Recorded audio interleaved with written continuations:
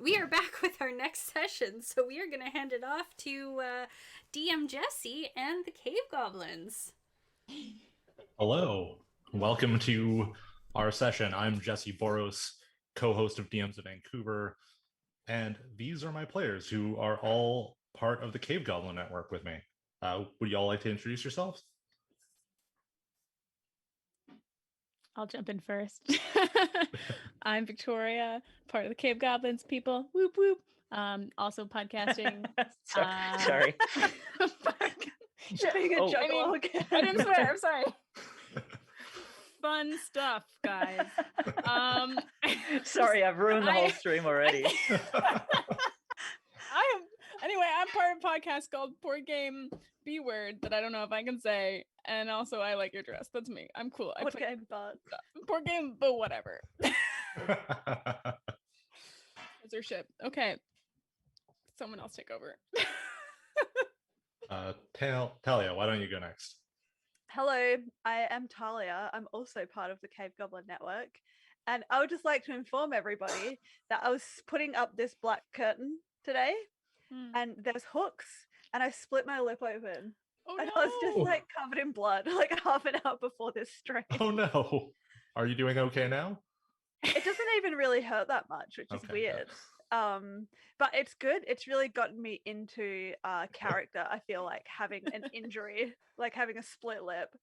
I think that's like pretty goblin. Cam, how about you? Yeah, hi, I'm Cam. I mainly work on the I Like Your Dress podcast, which is also a part of the Cave Goblin Network. That's it. That's me. And Xanthia. I'm Xanthia. I do Party Night on Thursdays on Twitch and also Monday Morning Magic. I have 2 or 3 podcasts on hiatus, so I'm not going to plug them. Fair. All right, so let us do our land acknowledgements. I will go first, and then Xanthia and Talia, I'll get you to do yours if you're all right with that. So today we are playing and broadcasting from the unceded territory of the Coast Salish peoples, including the Musqueam, Squamish, and Tsleil-Waututh nations, as well as Talia or Xanthia. Yeah, so me and Xanthia are broadcasting from the stolen unceded territory of the Sinix Nation. All right. I'm in the basement under Talia, so we're in the same. We're in the same place. Yeah. All right. So I just saw a notification a moment ago that we are up to over $7,000 raised so far already. Woo! So good work to all the players and DMs and viewers especially who've been donating to mess with the GMs and improve the players' lives. So going into this game, I would like to inform the audience that I already do have a D20 and a natural 1, or sorry, a nat 20 and a natural 1 to be used against me or by me, depending on which it is. Players will be able to use the nat 1 at any point. They can just decide, one of them can decide if they want, if they just want that to be the nat 1, and then it is used. Hopefully, you find folks will give my players more nat 1s to torment me with, and me more nat 20s to strike them with lightning with. Because that's the main thing that the nat 20s are going to be used for. To strike us with lightning? Yes. Okay. Well, your characters. Speaking. Oh, good. That's a relief. Yeah. No, I haven't suddenly become Zeus. There is a thunderstorm here today. So. Excellent. Anyhow, let's get into the game. All right, is there anything else anybody wants to say before we go? Any questions? No, this is my first ever D&D campaign, so let's do it. Yeah. All right. So we begin the game. Your party has been dispatched by Andrea's Adventurer, the guild you are all either part of or associated with, to investigate the disappearance of Welkin Tower. Typically, Vulcan Tower floats above the mountain Luxus, glowing blue and sending warnings of incoming storms and potential pirate raids on the coastal town. A week ago, it disappeared in the middle of the night, and nobody has heard from the goblins who dwell and work on it. You were dispatched almost immediately. You've been walking for about a week. It's up in the mountains. You're on foot. Would you all please describe your characters, starting with Xanthia, please? My character is Sol Kagan. Sol Kagan is a goblin, unaffiliated with the goblins in the story. Sol Kagan thinks Sol Kagan is a druid, but Sol Kagan is a barbarian. Sol Kagan's pronouns are Sol Kagan, so you're going to hear me say Sol Kagan a lot. I thought that was funny until right now when I started saying it, but now I got to stick with it. And Sol Kagan is very profound and very misguided. All right, Cam, how about you next? Sure. My character is Corneliussmithreud Min-Max. He's a human male, older, long white beard, doesn't quite come to a tip. It actually kind of just fades off into a mist. He walks around with a big old shield on one arm and a teeny little wand in the other hand. He used to be a time travel investigator and researcher, but has since retired after nearly dying a lot of times and also a lot of times. Okay. Talia, would you like to go next? Yeah. So my character is a goblin cleric named Gregory. He's 52. So he's just kind of like always a bit exhausted, but is willing to help out in any way. But he'll let you know that it's a hassle, you know. And I think my coolest feature that I have is I've got an arm blade mace that I can like retract into my arm and also pop out. Yeah. Yes. And Tori. Hello, I'm playing. I brought my first ever D&D character to this game. I'm so excited because I love her so much. Delilah the Delightful, obviously a bard, human. She is, I think, like I actually wrote 22 very specifically, apparently, when I first made it. So she's still pretty young, and her backstory is that she lived in a small town, serving beer to the locals and wine all the time. Met a handsome Welsh singer. Apparently, Welsh is a thing in the fantasy world. It is now. Followed him around and played music, but then he broke up with her, so she's bitter about it. So now she's just going around looking for some other people to hang out with. Oh, and she likes goblin beer specifically because it's strong. Quality. Yeah. Okay. No one human. Before we begin, why don't you tell me how you all met? Because you talked about this briefly. And I would like the audience to know. We did talk about this briefly. So we all met at a Grush concert. So I'd like to explain what kind of band Grush is. Grush is a goblin band. They play grob rock, or progressive rock. They have a 30 dexterity drummer called Neil Perk with a K at the beginning. And you know, if Wales is real, then they're Canadian. I love it.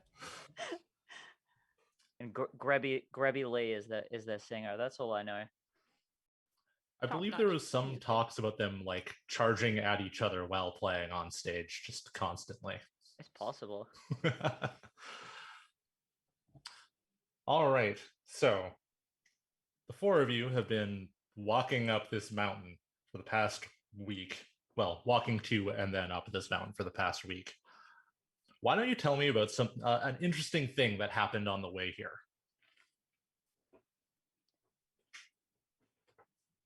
I mean, the this whole floating mountain disappeared. Did I understand that correctly? So it's a floating tower at the kind of top of this mountain Floating that you're tower going at up. the top of the mountain disappeared.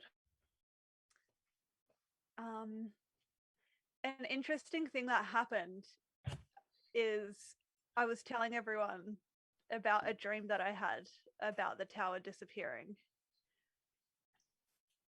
Oh, well. And it's taken the whole week so far, and we still haven't got to the punchline. Because it's really confusing dream. Like it just kept happening over and over again. Was it always different, or was it continuing every night? It was continuing every night. So like every single day that we've been walking, I'm telling everyone about the same recurring dream about this tower disappearing. But there's no real information in it. So like I think it's interesting because it's happening to me, Gregory. I think everyone else is probably a bit annoyed at me though. Kagan is endlessly fascinated. Delilah was excited because she realized she could use minor illusion to make a log look more like a toilet, so she could have like a classy place to go. So it just looks like it, though. It doesn't function like it. It's not actually a toilet. It just looks like one, so she feels like a little less gross. But it doesn't feel like it, so it's still like you're It's minor illusion. It's all about the looks. Okay. So does this illusion, like if you sit down on it, do you get scratches? I guess so. Or is it most certainly Probably. I got spikes on my butt. Saul has been Saul, as a very competent druid, has been giving everyone really bad advice on herbs and poultices the whole way, and has maybe got some poison ivy itching, which is probably attributed to some kind of nature's fury, because it couldn't have been the harmless nettle tea that Saul Kagan made for everybody. Every time we've walked past a landmark of interest, Corneliussmithreud is very specific in reminding everybody that he either has been here or will have been here at some point. And I'm just forever confused about this. Greg just can't grasp time travel. Can I ask a non sequitur? So Absolutely. Cam, have you read The Once and Future King? No. Oh, okay, because that's exactly how Merlin acts in it, but go on. All right. So it's around midday. You've been walking for several hours now, and you arrive at a clearing. The ground has been disturbed and thrown up. It's cracked. But the main thing, the first thing you notice when you walk into the clearing is the roof of Welkin Tower sticking out of the ground. It's as if a giant drove the tower straight into the ground like a giant nail. Again, the only thing that's showing is the roof, brick painted blue and covered in burn marks with what looks like a large metal rod that has been bent, melted, and burnt on the top of it. The ground around the tower sparks with electricity every few minutes and smells of ozone. What do you do? How like, what is the diameter of this tower, the portion that we can see? Like, how big is it? So the tower itself is like, let's say about 50 feet wide, diameter, not radius. And the ground around it that's kind of electrified comes out about, say, 30 feet out from the tower. That's all you can really tell from this distance. As you approach, if you approach, you will get more details. To the ground of the electrified, like bouncing with... It's not bouncing, but you can see like the occasional arc of electricity kind of come off the ground. Interesting. Are there any good-looking trees nearby? Yeah. Could do a nervous dump. Yeah, at the edge of the clearing, there are plenty of trees. I would like to go up to the most attractive tree. All I right. don't know why I'm specifying that, but I just and I chose to speak with plants as one of my spells. Oh, So I wow. could talk to the plants. So I would All like right. to talk to the tree and ask, "Yo, what happened here? What's going on? Can you tell me, buddy man, friend?" So this I tree definitely didn't have this in my dream. I wasn't sure if you were going to go with at the end, yeah, this is all exactly what I saw, or, oh no, I have no idea what's happening now. All right, so you cast Speak with Plants on the tree. Yeah. Which I don't believe needs any rolls or anything like that. You can just do the thing. So this tree near the edge, some of its roots have been uprooted and it's tilted slightly to an angle. But sure enough, it responds in a way that trees can. It's not so much language, but you get the distinct impression of what's happened. There was a storm. Ooh. There was a lightning crash in the sky. And then this thing hurtled down. And that's what's disrupted all the ground around you and pushed it. You also get the distinct impression that the tree, and trees think slowly, they're old creatures, they don't move quickly, but you can tell that he's starting to get angry about the whole thing. They Tree. Yeah. Gender tree. I think some trees have genders. They do. You know those ones with the little tiny pine cones and then the really long pine cones? The long, narrow ones are the male trees, and then the little bauble ones are the lady trees. They're probably pines if they have pine cones. There's some type of pine, probably. The little tiny pine cones. Anyways, I could have been lied to. I was a girl guide. But yeah, there's trees with genders, but there's also trees that are like omnigender. Interesting. Yeah. Detour. Thanks, tree man. Good job. I pet the tree like a little puppy. Like you kind of feel its anger go down just the tiniest of bit. It's okay, buddy man, friend, dude, thing. What kind of tree is it? I'm not trying to put you on the spot. Yeah, I know. I'm gonna say it's just like an ancient giant pine. Thank you, mighty spruce. Amazing. Worth the Sarlkagan. Sarlkagan is a goblin of the woods. All right. Do you relay this information to your teammates? Oh, I was just talking to a tree, right? Hey guys, the tree and I were having a conversation, and some crazy storm happened, and it's not good. The tree's very upset about it. I can understand it. His friends got murdered. It's rough. It is always rough. It's hard life. Can I plop on the ground, pop open my spell book, and ritually cast Detect Magic? Ooh. Right. So Detect Magic allows you to see like within 30 feet, I can see like a magical aura, and I can get a school of magic off of it. Right. All right. So let me just double check the schools of magic, because I occasionally forget which one is actually. Cam, you're an experienced player. I know. Tori, you too. Zephy, you've played some D&D. What school of magic is summoning? Is it? I actually don't have a lot of D&D experience. Okay. I've played mostly homebrews. So what's the spell Abjuration? I should say the type on it. Yeah. Okay. Abjuration, I think, is more like shielding. Oh, yeah. Is conjuration a thing? Conjuration. It is conjuration. Okay. It is conjuration, exactly. All right. So as you look over or in your surroundings, you see Delilah, the aura of Delilah from the spell she's cast. But if you look towards the tower, which I assume you do, you're a smart wizard. You're making the use of your spell. You do look over and see that there is some kind of conjuration magic going on the ground around it. Okay. I relay that to the group. Yeah. I don't know how this helps us, but are there any animals flying around or walking around? Yeah, Actually, why don't you roll me a perception or nature check? Okay. Well, I am gonna roll a nature check as a druid.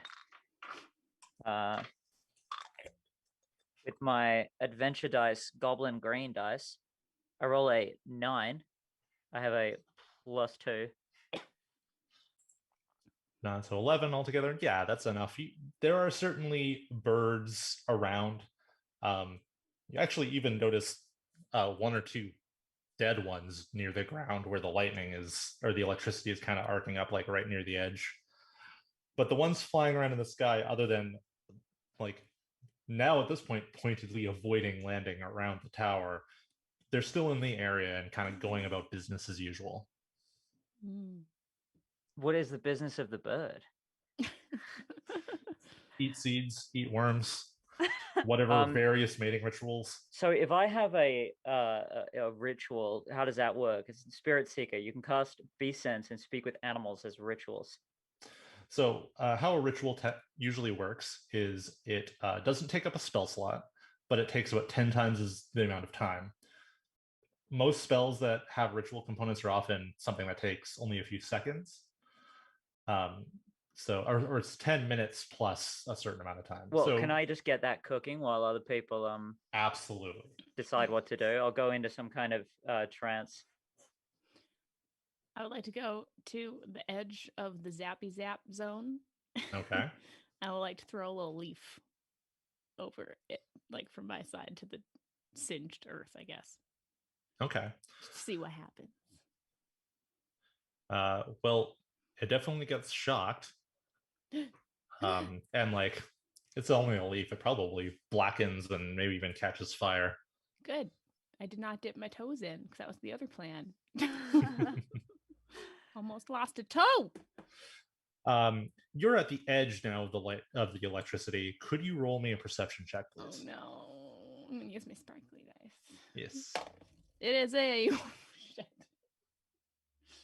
It's a 1. Yeah, you don't notice really anything out of the ordinary. This seems totally safe next to the thing where the leaf just caught fire, guys. You should come over here. I mean, I'll come take a look. I was gonna do a really gruff voice, but I think 4 hours will kill me. Yeah. As much as I would love you to do the Baz voice for 4 hours, I do think that would be bad for you. So I would ask you not to. All right. Don't do it. I'm not going to.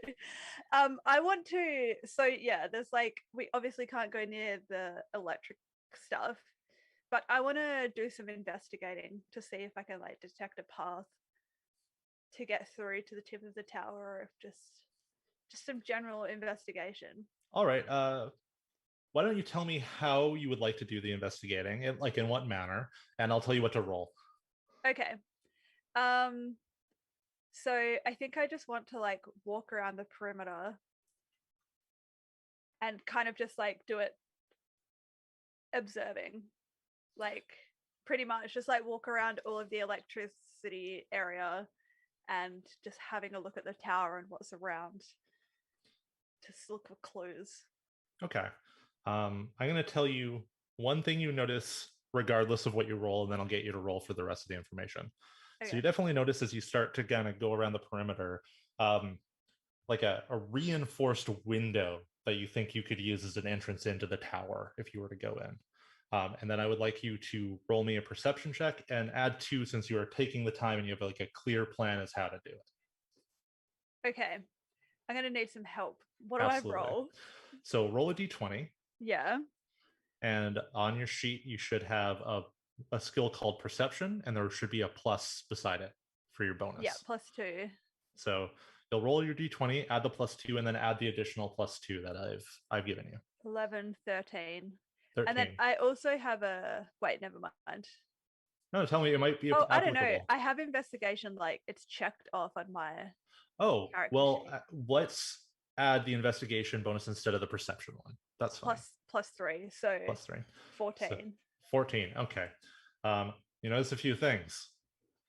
The first thing is close to this window.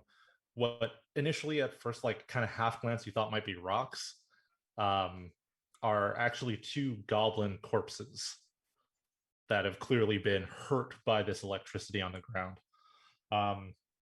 One of them has something silver in their hand, but you can't quite make out what it is from this distance. It's partially hidden by their body. And yeah, that's the main thing. As you're kind of looking at them and you kind of continue looking around, you swear for like a half second, you see the outline of some sort of, it almost looks like a goblin, but it's elongated. Like everything about it is kind of elongated and it has wings. And briefly, you think you see this thing shaped out of electricity and then it disappears. Ooh. Let's say at this point, Sarl, you have finished your ritual. So I call to one of the birds in the sky, "O mighty winged beast, how fare you?" Friend died. Your friend, was it the green man who looked like Sarl Kagan over there? Sarl Kagan is me. No, friend, other bird. Bird, yes. I knew you were a bird, as we know all things. Your bird friend, how did your bird friend die? It landed on ground. Bang. Bzzzt. Dead. Also, I have been informed that you have been bestowed with another natural one to use against me. So I'm going to note that on my whiteboard over here. Now, bird of the sky, when you land on the tip of that blue rock, do you also bang and die?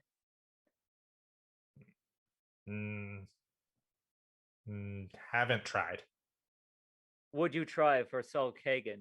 I have gifts of nature to bestow upon you. Yeah, please roll a perception check. Or not a perception, a persuasion check. Yeah. Or is it called something else? It's It's I persuasion. think it's persuasion. Persuasion. I got a +0 to persuasion. Yeah, that's fine. Right. Still can roll it. Let's get natty. 2's good, right? It's like golf rules. Yeah, 2's great. Yeah, I got an eagle. 2's so great that the bird flies away and you think it's going towards the tower to land on it, and then it just flies past. Yeah. Goodbye, bird. Thank you for your discussion. Nice. All right. Gregory, would you like to inform the party as to what you found? Yeah, so I found I did some investigating, everyone, and there's two dead goblins hanging out of, like, there's a reinforced window that if we can figure out a way to get through this electric field, we could probably get in there. But there are two dead goblins. It's as if they were climbing out, maybe even. I can't really tell. Holding something silver. I don't know if that means anything to anyone. And then I saw something, but I don't know. I could have just been imagining it. How high is the window, Jesse? It is like just a foot or two above the ground. It should be easier enough to clamber into if you can get to it. I've got 50 foot of rope. All right. Can I tie one end to one of my javelins and try and hurl it through the window? I don't know that it would break the window because it's reinforced, but I'm gonna do it anyway. It could very easily like wedge in beside it or something. I shouldn't have asked, can I? Because I'm going to. Okay, perfect. So what do I have to do? I will get you to roll whatever your attack roll is for your javelin, and I will set a DC in my head for that. Okay, so that's +3 versus AC. Is that the right? Yeah, that would be correct. Okay, great. I think. I'm gonna look at your character sheet real quick, but roll Yeah, that go for ahead. me. And The range is 30 over 120, whatever that means. So 30 is the short range where you don't get a penalty, and 120 is a long range where you can still throw it, but you get like a penalty to your attack. I'm basically 3'5", and I can throw this thing 120 feet. apparently. That's pretty cool. Strong druid. Yeah, exactly. I'm infused with the power of nature. Is it time to roll? Have you set a DC? I've set a DC. Go ahead and roll. I'll tell you how well you do. That's a 16. A 16. Oh, Yeah. I was going to show, but No, I Not really believe safe. you. Yeah, no, at a 16, it hits and it kind of scrapes down part of the window, but it seems to wedge in one of the reinforced bars. So if you give it a tug, it's actually got some stay. great. Is there another tree within range that I can tie it to? You had 50 feet of rope. It was about 30 feet away from you. Yeah, why not? Okay, so I want to tie that on and get climbing. I want to go commando style. I'm going to go over there. You're gonna Okay. like do a tightrope? No, I'm not going to stand on top. I'm gonna, what do you call it? Like when you're like a three-toed sloth? Oh And you- yeah. You know, Sloth they do mode. it in the army. I don't think they call it sloth maneuver or anything, but They should. I'm a druid, so I call it sloth maneuver. Yeah, you can tie it to a tree. Just tell. Do you take your time tying it off? Do you do it quickly? What kind of job do you do? I use my extensive knowledge of druidry to tie the best knot that I can, and then I twang it like it's a string on a double bass to see if it is tight. Alright. Just like at that Grush concert. Okay. Yeah, I help out because I play instruments, so I know. I'm like, yeah, that's tight, and then make the same. thank you. I think it is quite And I tight also- myself. I'm gonna hum the note of it. Yeah, it's good. All right. So before we proceed with this, Cam, Yes. Corny had detect magic done. Did you do anything with that? Because you have that active for 10 minutes. As we're going, I'm just keeping an eye on stuff. I think there was mention of like a silver thing, so I'd probably take a look for that and see if it has anything specifically magical about it. Nothing specifically magical. Can I use my mage hand for my telekinesis and just bring it over to us? Yeah, what is the range on your mage hand? I believe it's 30 feet. Then you absolutely can. You have a bit of trouble initially with the first pull because it's kind of under the body, but you give it another go and you pull it towards you, and you now have a silver short sword. Neat. Ooh. I can't use this. Can anybody else make use of it? I think I already have a sword, but I'll take 2 swords. Yeah. Yeah, it's yours. Very good. I don't even think I can dual wield. I mean, I imagine I'm already on the rope by now. Yeah. Well, let's say this happens right before you get on the rope, and we'll get you guys on the rope. So, how do y'all want to go about using the rope? Who wants to go first? Marching orders / approach to climbing it, because not all of you are small goblins and might have a harder time. Yeah, crawling well, underneath. I'm gonna be already on it. I weigh 30 kilograms. So that's a good litmus test. Does it sag much from me? I think especially with your druid skills and Delilah's help, it's not sagging too much. You also don't wear any armor or anything like that, I believe. So No, I don't. I'm wearing a turtleneck. Okay. Just That's just a lot the of extra turtleneck. weight of fabric. Just a turtleneck. I didn't mention I have salt and pepper hair and a turtleneck when I did my description. Fantastic. I will get you to roll either athletics or acrobatics, whatever you feel you are, or whatever you are more proficient in. Okay. I'm gonna go acrobatics. I think Alright. I've got some like natural proficiency as a goblin or something, because I got +2. Alrighty. That's a 2. So I'm gonna have a 4 total. Yeah. So 2 things happen. Oh, good. Actually, well, one thing happens, then it leads to the next thing. As you're crawling across, the window that you're climbing towards gets pushed open, and you get lowered to the ground, and also in this fall off of it. Am I still on before the electroshock ground? No. Okay. No. So we will handle the electric shock thing in a moment. But it's pushed open, and another goblin pushes his head out and goes, "Look out!" I mean, what can I do about it? Well, at this point, you're on the ground. And the bad news is I do need you to make a saving throw for me. Just let me pull up my thing. I need you to make a DC 12. This is the problem with having spell ability, is if I can't remember what it is. Let's say Constitution save. All right. Well, I got +5 for Constitution. Fantastic. And it's does proficiency do anything extra to that? Yeah. Or is that just what makes? I think that's part of what makes it +5. Yeah. It's 14, right? 12.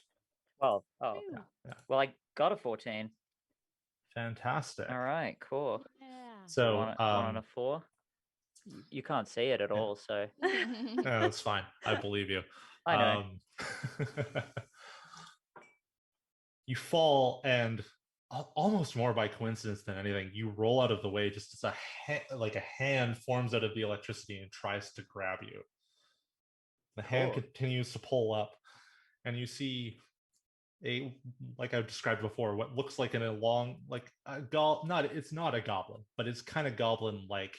It's elongated, and all its features are long. It's made out of lightning, and it has wings on the back. And as it appears, the rest of the party sees 3 more appear in the circle. They're reaching for me? One reached for you and missed you, and is now kind of coming the rest of the way out. The other ones are a bit farther out from you.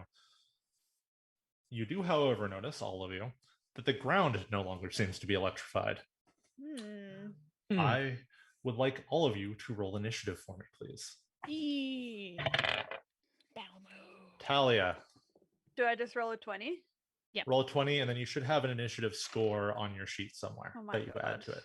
I always forget my initiative bonus. I have naturalized the foul artifice on this ground. I rolled a 4. Where do I find initiative? So on your sheet, it is under kind of the section that has all your stat skills. There will be one that says initiative, and I believe you have +2. Yeah, I got 6 total. Can't see it. It's see all your ability stats on the left, the big numbers. On your first page, it's right under that. Yeah. Oh, yep, there it is. Oh, it's only a +1, so I rolled a 4. 4? I'm looking at the wrong person's sheet. That's what it is. Yeah, +1. Okay, so I will get everybody starting with Sarl Kagan. What is your initiative score? It's a 6. 6. Delilah? I got 9. Gregory? 4. And Corny? 18 + 6, 24. Whoa. 24. All right. And the creatures have, between the 2 different rolls I rolled for them, I always forget that they don't Dex +3. Okay. Got one with a 23 and one with 8. I would like to remind you now that these do count as D20 rolls, so you can replace anything with nat 1s if you want to. Personally, I would save it for attack rolls, but if you want to make them go later on, that is also acceptable. And Cam, correct me if you're wrong, because I'm not super familiar with your type of wizard. You do have an ability that lets you force a reroll or something, don't you? Yes, yeah. My 3rd level ability, I get it twice per long rest. Perfect. All right. So, Corny, you will go first. All right. You said there's 4 of these entities, correct? Yes, all told. One is above Sarl, who is prone on the ground. and then Okay. the others are all kind of spaced out a little bit. Are they within like a 20-foot square of each, like all in? Not all of them, a 20-foot square, but you could get at least 2 in that.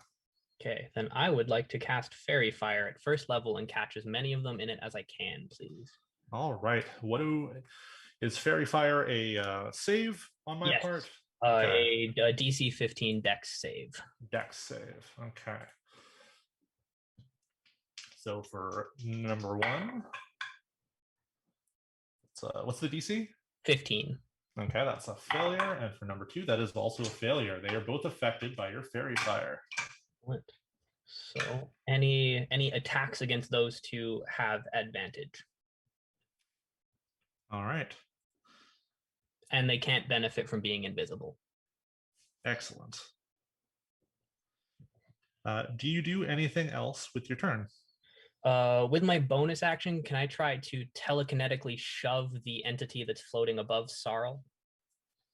Yeah, is that a thing that you can? I'm not super familiar with the telekinesis feat. Is that a thing that you can do with it? Yeah, as a bonus action, you can try to telekinetically shove one creature that's within 30 feet of you. Oh, fantastic! You should do that. Right. It's a DC 15 strength check on their part, and if they fail, they're moved 5 feet back. That is a nat 20 on that save.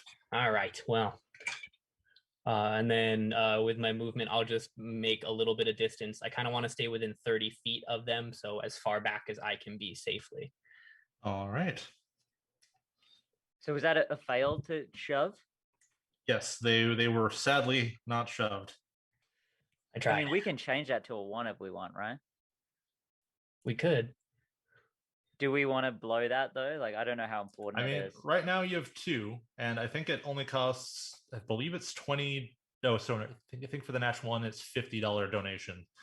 You know, there are folks watching. They might want to give more, so it's I don't know. We don't know how dangerous these monsters are. Sol can probably take it. Yeah. All right. And that is my turn. Cam, just for clarity, yes.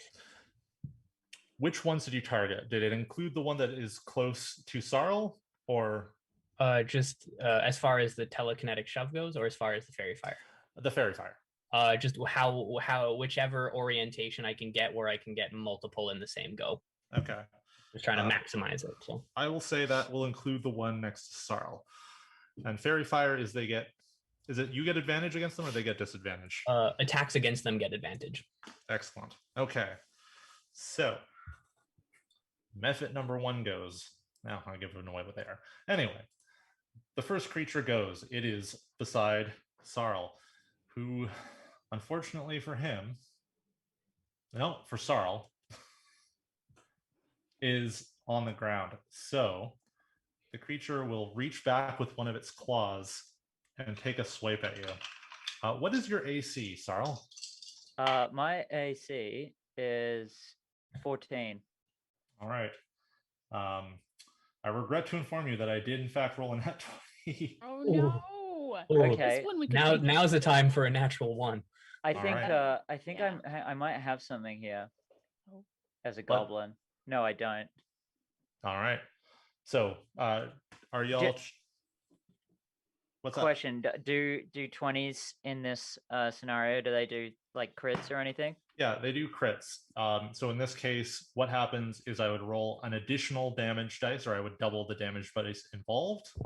But before we make any rash decisions, though I talk in terms of using our nat 1s, though I talk about being a druid, I do have 15 Constitution. Okay. So I might be able to take it. I don't know yet. We could use this to find out how dangerous they are. Good little practice run. All right, so you're opting not to use the nat 1. I don't know. It seems like you really want us to use the nat I 1. say use it. No, I mean it's good to use it on a 20 because that's the time when it's going to be the most deadly. Because you're not going to roll ideally that many 20s unless Jesse's got a load of dice over there. I don't know. I don't know. These are dice I get from different adventure dice, and from what I've watched of the previous streams, the TMs seem to be rolling really well with adventure dice. I have like three sets of dice, and I chose not to use the very hot ones, but we'll see. Maybe will have to change that first dice. These are ones I literally were like, oh right, these are ones I got from Adventure Dice. Let's use them. Should we vote? Should we vote on the one? Sure. I vote use it. I vote use it as well. Yeah, burn it. Okay. Use it, soul. All right. We'll still see it because they'll still hit you. I just didn't didn't want to be the one to make the decision Fair. after I climbed on a rope. You were Yeah. selfish. The creature misses you with its crackling claws, and in fact misses you so bad, or doesn't entirely. It's not that it doesn't touch you with it, but it hits in such a way and at such an odd angle that it actually kind of pushes you back onto your feet off of the ground. You no longer have to get up from prone, because a nat 1 is a critical miss, and that applies to monsters too. Excellent. Nice. All right, that makes it the second Mephit's turn. So I know Corny is about 30 feet away from the closest one to him. Where were the other two of you standing? Were you kind of near the rope ready to go across, or had you taken an opportunity to like kind of move as soon as Sarl began falling? I've since moved, like, as close as I can get. Okay. So, Gregory, one of these creatures, the closest to you, turns to you and flies over, and opens up its mouth, which is formed of lightning and then crackles out lightning. I will need you to make a dexterity saving throw for me.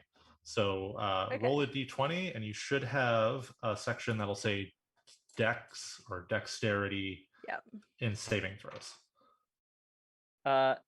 And goblins have danger sense, I think, or is that a barbarian thing? I think that's a barbarian thing. I'm not seeing it on Gregory's sheet. Okay, never mind then. I rolled a 19 plus 1. Nice. Yeah, you do get clipped by the bolt of lightning it fires out of its mouth, but you do not take the full brunt of it. So you would normally take from this attack 2d8. Still roll 2d8, but I have the damage because of your successful save. Okay. So you take 3 points of lightning damage.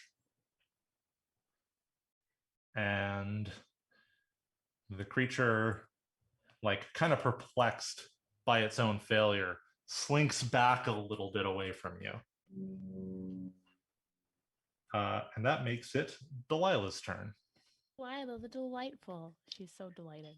Cool. So the rope is no longer attached to the tree at all. We can't use that anymore, right? That is correct. Oh, the rope came down? Sorry, the rope has gone because it's not slack anymore. No, it has slack. It's lowered to the ground, but it's still attached to everything. It's not broken. It's like a slack line now. Yeah. I was just, I wanted to be all cool and zip line on it and like kick one of the guys in the face, but it sounds like that's a little unfeasible, which is fine. One sec, let me check something. Did the rope? There's no way it was tied more than 4 feet off the ground. I'm 3'5". Oh, that's fair. Why would you tie it that low? Because I can't reach any higher. No, but I helped you to make it tense. I feel like we would have put it a little higher than that. Maybe. We didn't just say it though, so we didn't expressly clarify. Yeah. It's fair. It's fine. So, I can attack normal way. Yes. I think I have a crossbow or something here. Just a light one. So I will attack one of them. I was still excited to take that slack line before it fell down. So I'm gonna use my little bow to fire. I guess at the one that's on Talia, whichever one's closest. Okay. Yeah, that would be at this one, the one that just attacked Gregory. Yeah, there's on Gregory. So I go, I'm like, and also while this is happening, I sing a well-known sort of goblin cheer. You know, they sing it at like pep rallies and stuff to put some motivation out there, so I can give some bardic inspiration to Gregory. A chant. A little chant. It's like, you know, hey, ho, ho, goblin's gonna go, like something. I mean, is it y'all's favorite Grush song? Yeah, okay, let's do that. That's what I sing as I like pull out my little mini crossbow, and I'm like, and then I'm like, eat this after singing the song, and I'd like fire it at the guy, the goblin. Yeah, absolutely. Roll your attack, please. I rolled a 14 plus 5, 19 to hit. All right, you hit it. Like to roll a 6 plus 2. Please roll damage. I got 7 damage. All right. And then the bonus action was the Song of Bardic Inspiration for Gregory, which you get a d6 that you can add to a d20 roll now. Now? Well, not now, whenever you want. On your next however many turns. How long does it last for? Like an hour? I sing for like 10 minutes for Bardic Inspiration, I think. Use a bonus action. 60 feet. Anyone choose one creature other than yourself to heal. They gain inspiration die at d6, and then in the next 10 minutes you add that d6.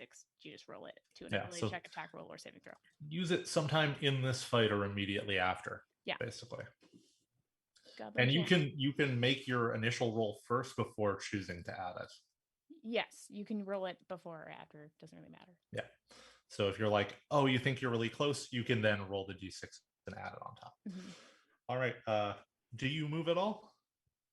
Yeah, I'll say after I've shot at it, I get closer into the foray, but not too close. All right. That makes it the next set of these lightning creatures' turns. So you already accidentally revealed that they're methods. Yeah, that's true. The lightning method's turns. So I think at this point you're probably close to Gregory Delilah. So that one's taken care of. Corny, one is going to come towards you. Okay. And a similar thing, I would love you. Well, I require you, I guess, to make command you even to make a DC 12 Dex save for me, please. DC 12 Dex. Okay. That's a 13 plus 2, 15. Nice. As before, you take half.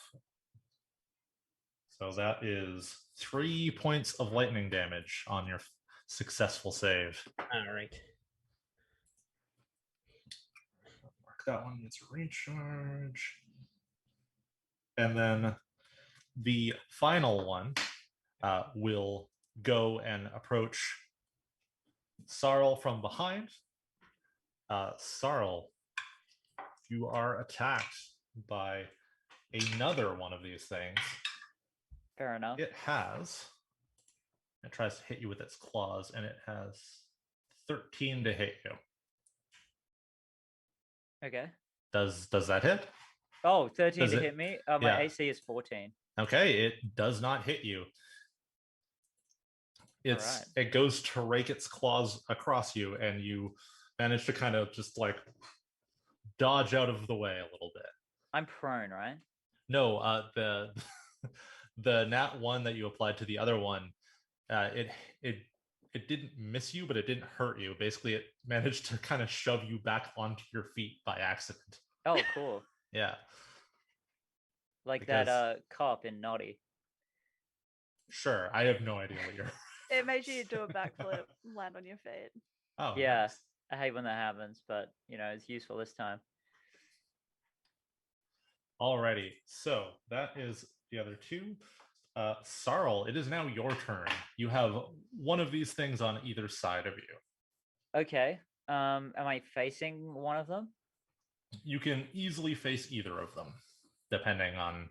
you've got the full range of movement to turn around and stuff like that. Is there any distinction in which I can use to make a decision, or can I just attack one and you pick which one it is? I can absolutely do that. Okay. I mean, I guess technically number 1 and 4 are on you right now, but are either of them damaged? No, neither of them have been hurt yet. Are either of them fairy fired? That is good that question. Is important. Number 1 is fairy fired. It is surrounded by is it violet colored flame cam? You can pick the color. Yeah. Are we allowed to help each other? Yeah, on your turn. Yeah. Oh, okay. That's actually a good thing to go over for you. There is an action called the help action. Basically, you can give advantage to someone's next thing depending on what you do.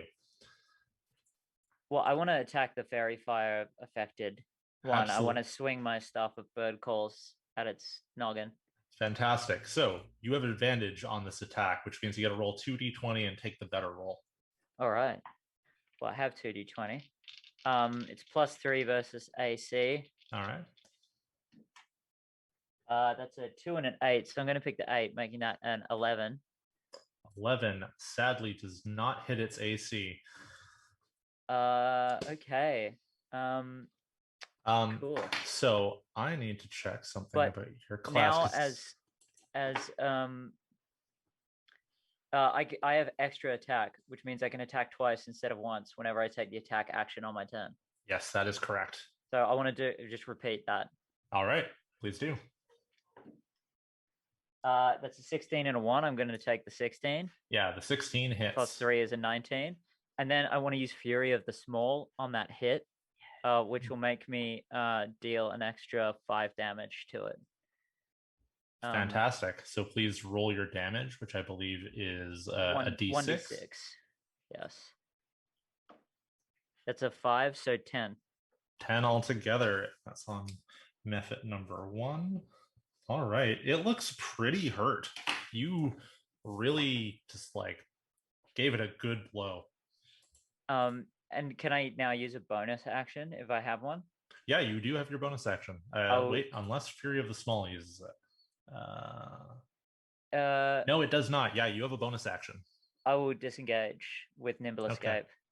So, do you know how disengage works as a larger thing? No. So what it allows you to do is then when you move on your turn, you wouldn't get the creatures near you wouldn't get opportunity attacks. So you use disengage and presumably move away from them? Yes, I want to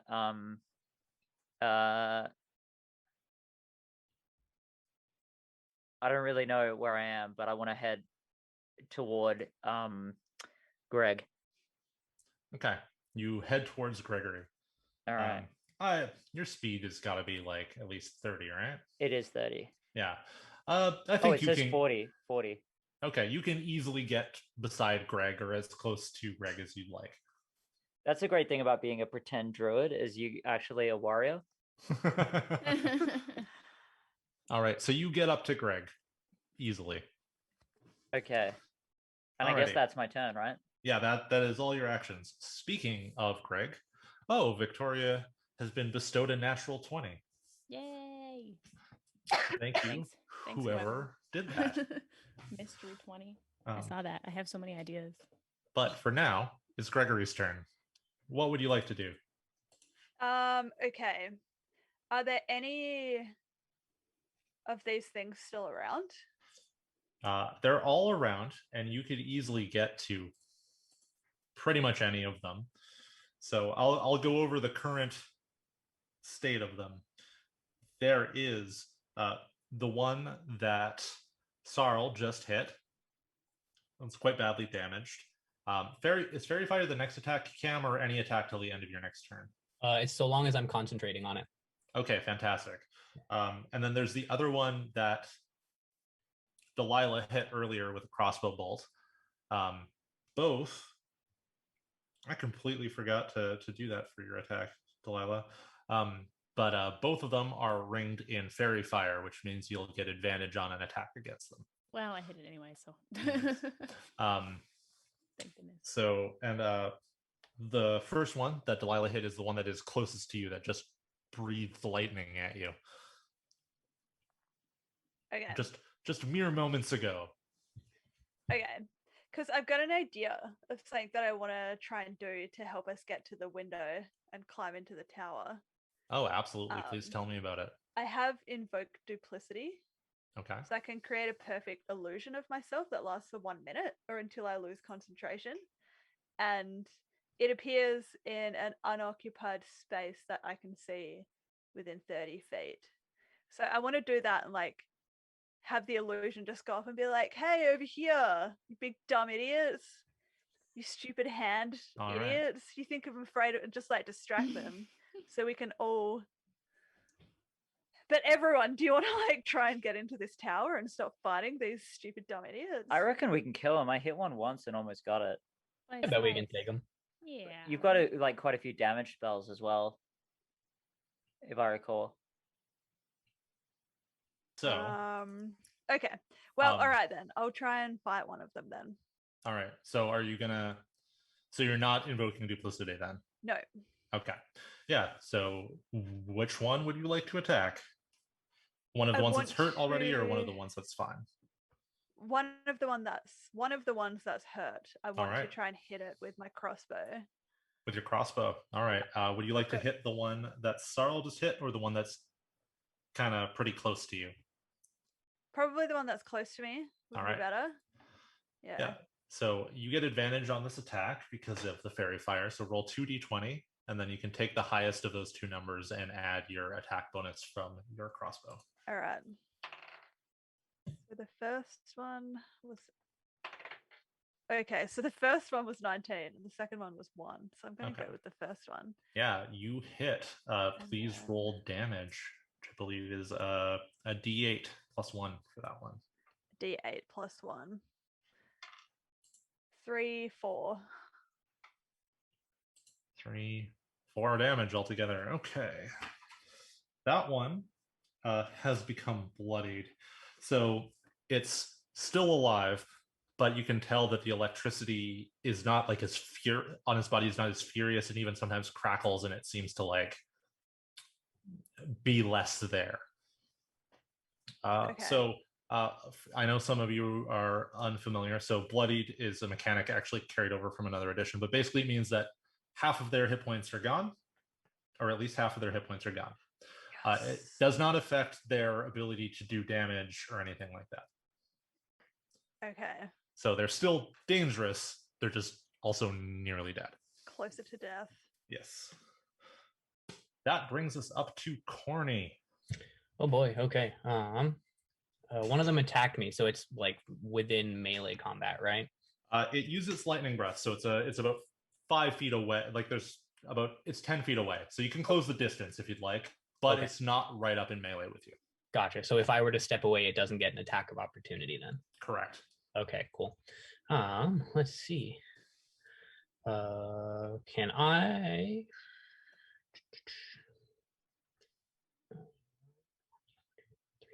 And have we downed any of them, or is there still 4? There's still 4. Okay. Then I will use cantrip firebolt at the one that's closest to me. Okay.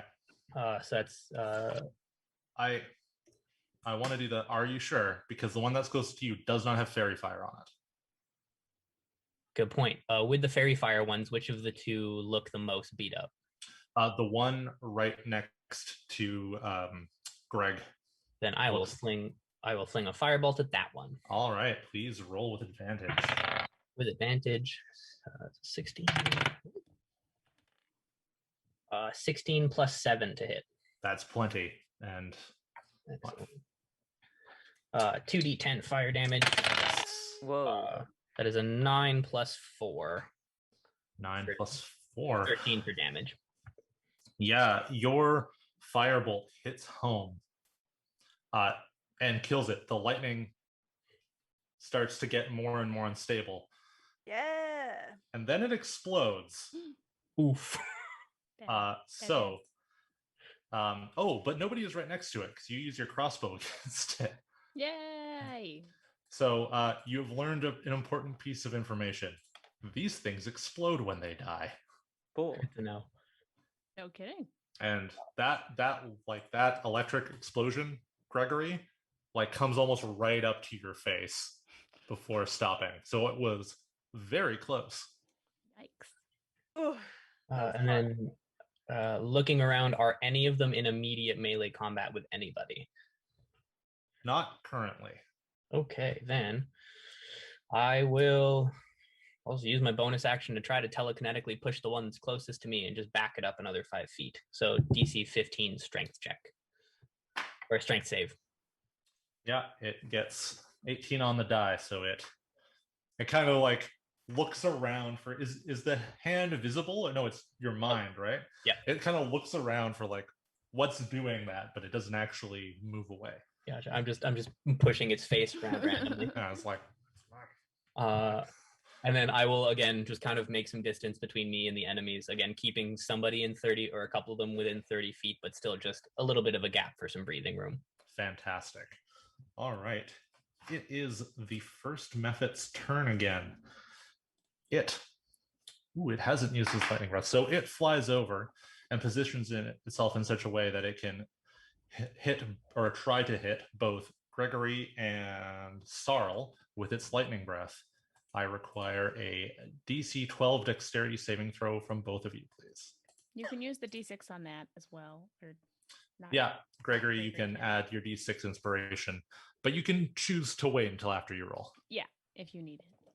Question. Okay, so Yes. what do I roll? A 6 and a 12? No, you roll your D20 Oh. and then add your dexterity saving bonus to it. Oh. And yes, Xanthia, you had a question. So it says you have advantage on dexterity saving throws against effects that you can see, such as traps and spells. Yeah, you have advantage against this then. Does that mean 2d20 pick one? Yeah, 2d20 and take the better. Yeah. And sorry, I've already forgotten what the modifier is. It is dexterity. Okay. I rolled a 5. That's including the +1. So yeah, Five we tried plus- rolling the 6 to get it, but it's like, oh no, wait, it wouldn't work. Yeah. Never mind. I would just It's say that. already so low. Okay, and Xanthia, what was your roll? 12 plus 2, 14. Okay, so you make your save. I have dropped a d8. You make your save. Sadly, Gregory does not. Potty wipe. No, Gregory, you take 6 lightning damage, Oh my and god. Sarl, you take 3 lightning damage. Fair enough. And does that do anything else? I don't think it does. Should I be writing that in my hit points? Yes. Yeah. So I've taken 9 in total. I want to add text. All right. That creature is not sensible enough right in the moment to fly away. So that makes it Delilah's turn. Okay.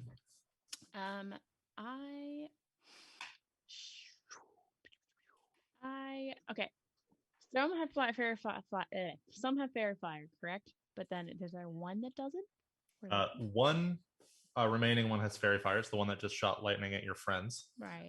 The other 2 have not been hurt or damaged in any way. Okay, well, one of them I would like to cast suggestion so that I can tell him to dance like a chicken. Okay. Yeah. That's my goal. What do they need to do for suggestion? So for suggestion, they roll a wisdom saving throw. And they are not good at those. My spell save is DC is 13. 13. Yeah, they get 11. Yes. So I suggested him to dance like a chicken, and he's going to dance like a chicken for up to 8 hours. Can you tell me, does that completely nullify anything they're able to do, or are they able to move and still follow that? So basically, on a failed save, they pursue the course of action I described to them. The spell ends when they finish what it was asked to do. I mostly danced like a chicken for like an hour because I assume this is going to be less than that.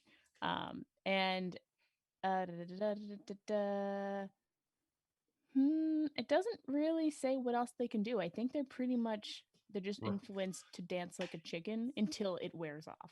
What does that look like though? Suggestion. Basically, I cast a little spell. I think Talia wants to know what the chicken dance looks like. Oh, the chicken dance.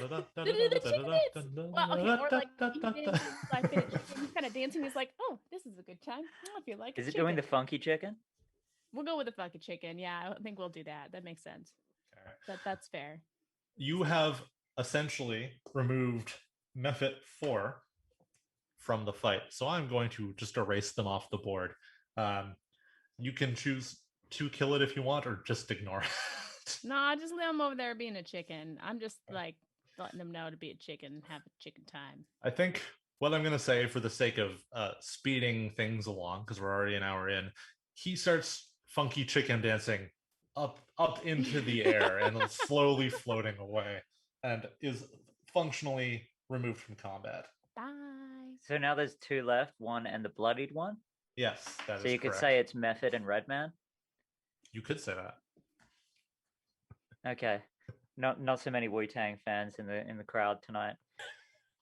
I don't know. I enjoyed that one. Okay. All right. So, do you do anything else on your turn, Delilah? No, I do not. That is just I cast I think that's a first or second level spell. Second. Alrighty. So that makes it the remaining unhurt Mevit's turn. It needs to roll to see if it recharges. It does not.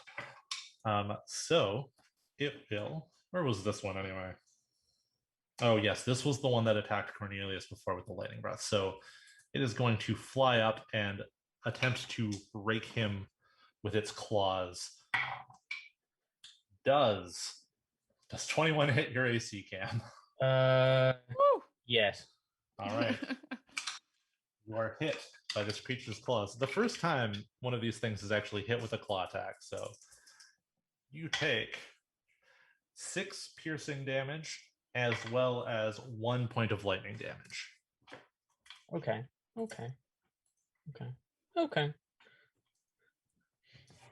And Sarl, it is your turn. Okay. The remaining ones are the last one you fought, who is in quite a bad way, and one who just went and attempted to claw your friend Corny in the face. Is the one that is already damaged, is that outside of the blast radius that the other ones have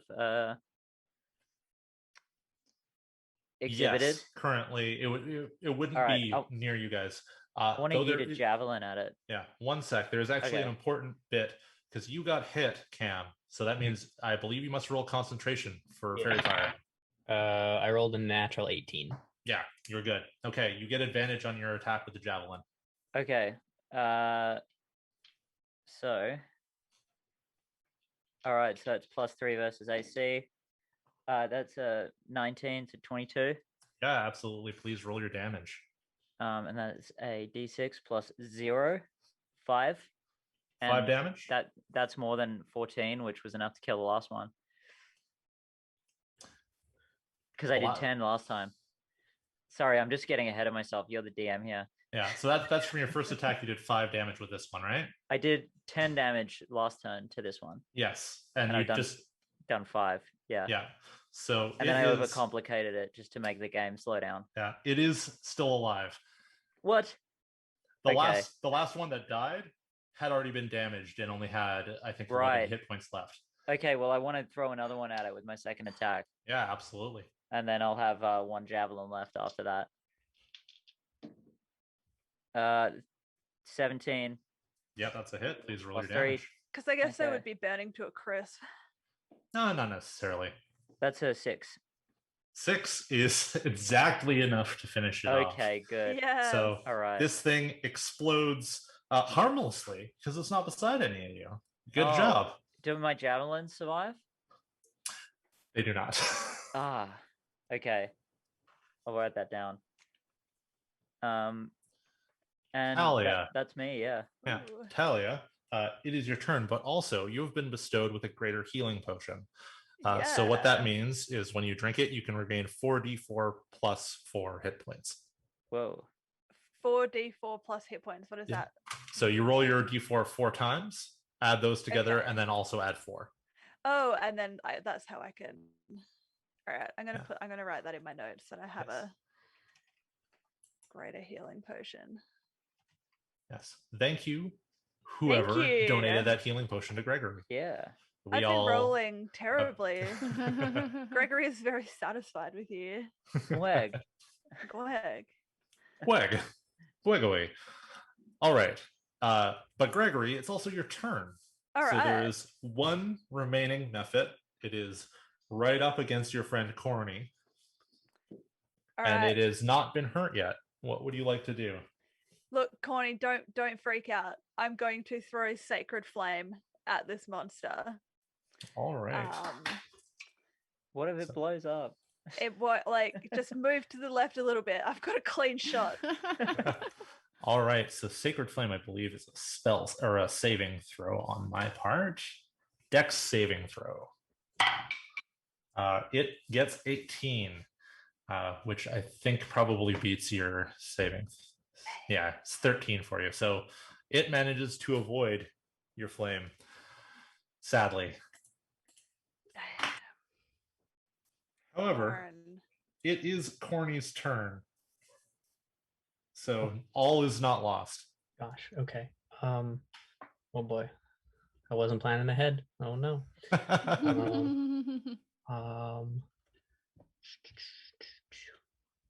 I will cast command at first level. All right. And I will command it to grovel. All right. Which is DC wisdom. 15 wisdom. Yeah. I just got a nat 20. I'm so sorry. Okay. Oh no. That's okay. It does not grovel. Unless, is there an effect if it does pass? No? Okay. It kind of just looks at you and like, if it like kind of narrows the facsimile of eyes that it has at you. Okay, well, I will use my bonus action to try to telekinetically shove it backwards. Good call.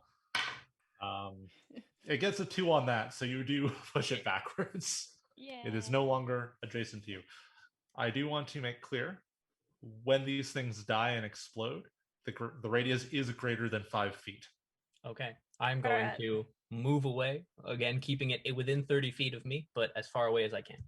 Got it. Right. Delilah, it is your turn. I'm just gonna take out my little crossbow and fire it yet again. Roll my super hot dice that usually does well. It is an 18 plus like 5 or something to attack. That's lots to hit. It definitely hit. Yeah, it's 23. So I roll my d6 to hit it. It is 5 damage on that one that is left. All right. And I blow off the crossbow like, yeah. All right. Do you do anything else on your turn? Who is the next in the turn order afterwards, other than the monster? It is Sarl. Sarl? Okay. So I'm going to do another goblin chant, but like a different one that's also well known. Or another like cheer, you know, like, hey, hey, ho, ho. I don't like your sword. I don't know. I didn't write these down beforehand. I'm just making them up on the spot. I'm sorry. Can't even tell. It's called taking a pop song and changing. I just assumed that was some Neil Peart lyrics. Irrelevant. But close enough. So yeah, I sing another little ditty to send some inspiration over to Sarl, which is an extra d6 you can add to an attack, or again, saving throws, etc. Any sort of d20 type of roll. So I can add d6 to a d20's roll. After you miss in the next like 10 minutes. Okay. Cool. Is it my turn then? Not yet. It is the Mephit's turn. All right. The Mephit does not manage to recharge its lightning breath. What an it looks between the two groups, because you guys, everybody other than Corny, is kind of all grouped kind of close together. So it turns again to Corny and flies at you and attempts to attack because you are the weakest target. But it actually, interestingly, flies kind of over you and comes up behind you, putting you between it and the group. Okay. And does 13 hit your AC? Nope. It misses. Woo! That makes it Sarl's turn. Sarl, with your speed of 40, you could easily get up close to it if you need to. Yeah, I want to run up and bonk it on the head. Absolutely. Please roll to attack. Is this one fairy fired? It is not. The fairy fire, all of the fairy fired ones have been defeated. Do I add the d6 after the roll, or do I have to declare it beforehand? You can add it afterwards. You can add it after you find out it misses even. Yeah, we'll see if I bonk it on the head. That's a 14 plus 3, 17. That's a hit. All right. And that's 6 damage. 6 damage. All right. It has become bloodied. I'm going to do it again. Nice. That's a 16 plus 3, 19. That is a hit. And a 5. All right. It looks very close to death, but it is still alive. So that makes it Greg's turn. Very close to dead, but still alive. Yeah. I think I just want to have at it with my crossbow again. All right. Or is there like, do I need to worry? Are there like cooldowns on being able to cast spells and stuff? Is there anything like that? So how spells work for players and for most monsters is that they have a certain amount of slots they can use per day. So Okay. they, a spell once cast can be cast again if the person has the slots of the appropriate level. But for higher level spells, they will have they might not have any slots, or they might only have one. All right. And we can like go to sleep after this, right? Yeah, you can do whatever you want after this this fight. Let's go back to town. Screw this. We didn't know there was going to be resistance. Sick of this quest, but bloody good at it. Yeah. Okay. I think I'm just gonna have at it with my crossbow still. Okay. It's almost dead. So so currently your friends are kind of in the way, but if you walk around, like if you move around a bit, you can get a good angle on it. all right, I'll do that. All I right, was yeah. gonna say I'll just aim upwards, but I feel like that's too risky. It's pretty risky. All right. Especially with a crossbow, actually. Oh shit. I only rolled a 7. What is your modifier? 4 + 4, so 13. 13's a hit, actually. So you got it. Oh, sweet. So now I roll a d8, and I think last time I accidentally rolled a d12. So I just want to confirm that this is a d8, and that's a natural 8. Am I saying that right? Is that what that means when you just roll it? Not so much for damage dice, but genuinely sure. Asking. Yeah, natural is the number on the die without modifiers. Yeah. Okay, so I'm using it right, but just maybe not in the right spot. That's an 8. Okay, yeah, you kill it. Boy. Cam and Xanthia, I need both of you to make a DC 12 dexterity saving throw for me. I get advantage on dex stuff, so that is correct. 15 + 2. All right. That's a 7 + 2, 9. Oof. Okay. Well, better than the 1 I rolled on the other die. That is true. So, Sarl, you take 6 points of lightning damage, and I'm rolling like 6 on these every time for all of their lightning stuff. And Corny, you take 3 points of lightning damage. And things go quiet. Cool. You can see in the distance the other one kind of like chicken dancing up into the sky in a way. Looking wistfully at it, Saul says, "We are like butterflies who flutter for a day and think it is forever." Wow. I just want everyone to know that was really hard work. And I'm kind of over this already. But I guess we have to keep going. Figure out what happened to this tower. So now that's Talia or Greg? This is Greg. So now that the fight's wrapped up, you see the goblin who had opened the window, who has been standing like slack-jawed watching this whole thing the entire time. Like, you could have helped us, man. You could. It's like, are you kidding?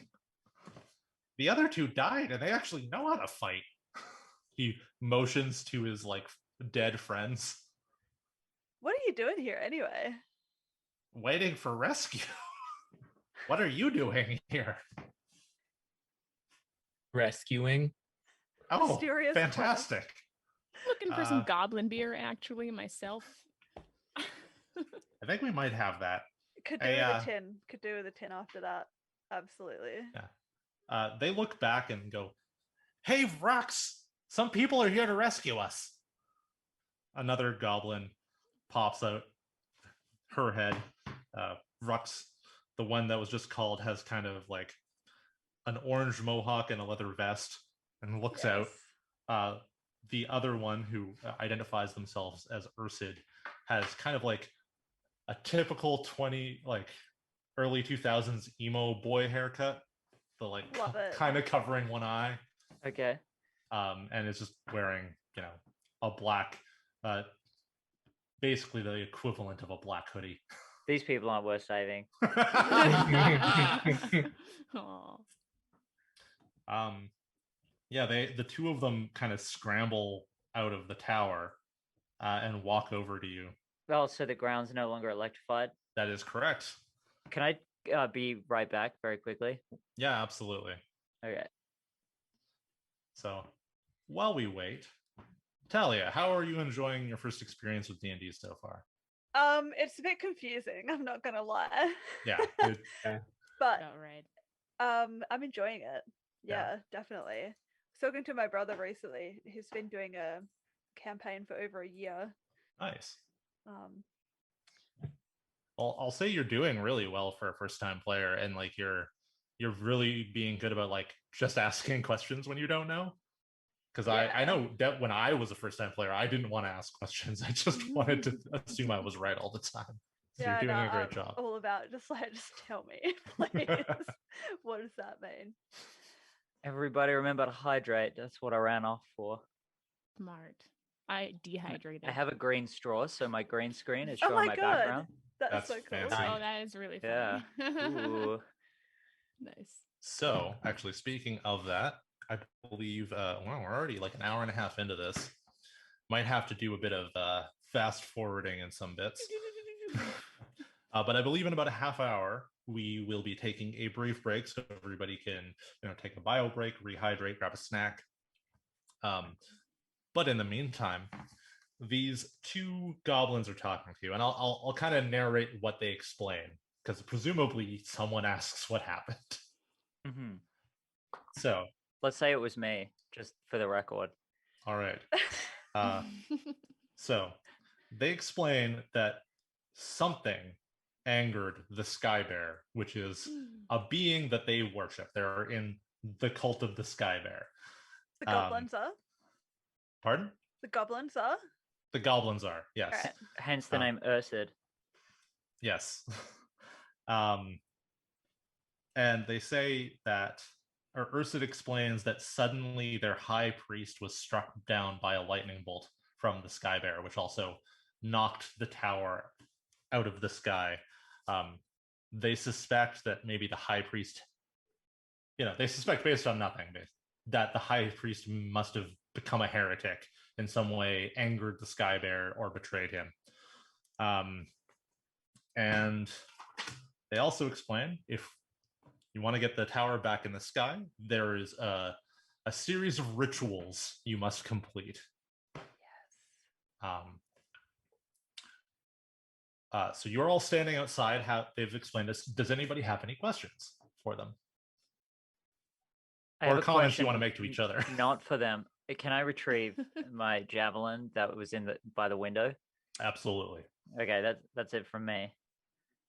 Do they have any good Sky Bear songs that I could learn just while I'm hanging out with them to add to my repertoire musically? Ursid looks like after the surprise of everything, he is taking on that very 20s, early 2000s emo teen almost kind of thing, where he's like, I don't want to talk about it. I don't want to talk to any of you. This is I've given you the necessary information. I'm ignoring you. I'm being a big jerk because I think it makes me look cool. Oh my goodness. I think he looks very cool now. Vrux says, we could, but there are more pressing things, right? You're supposed to get the tower back up? I guess so. Oh, and one of us should go and tell our the village what's happened. True. Where is your village? Is it far away from here? It's about a day's walk.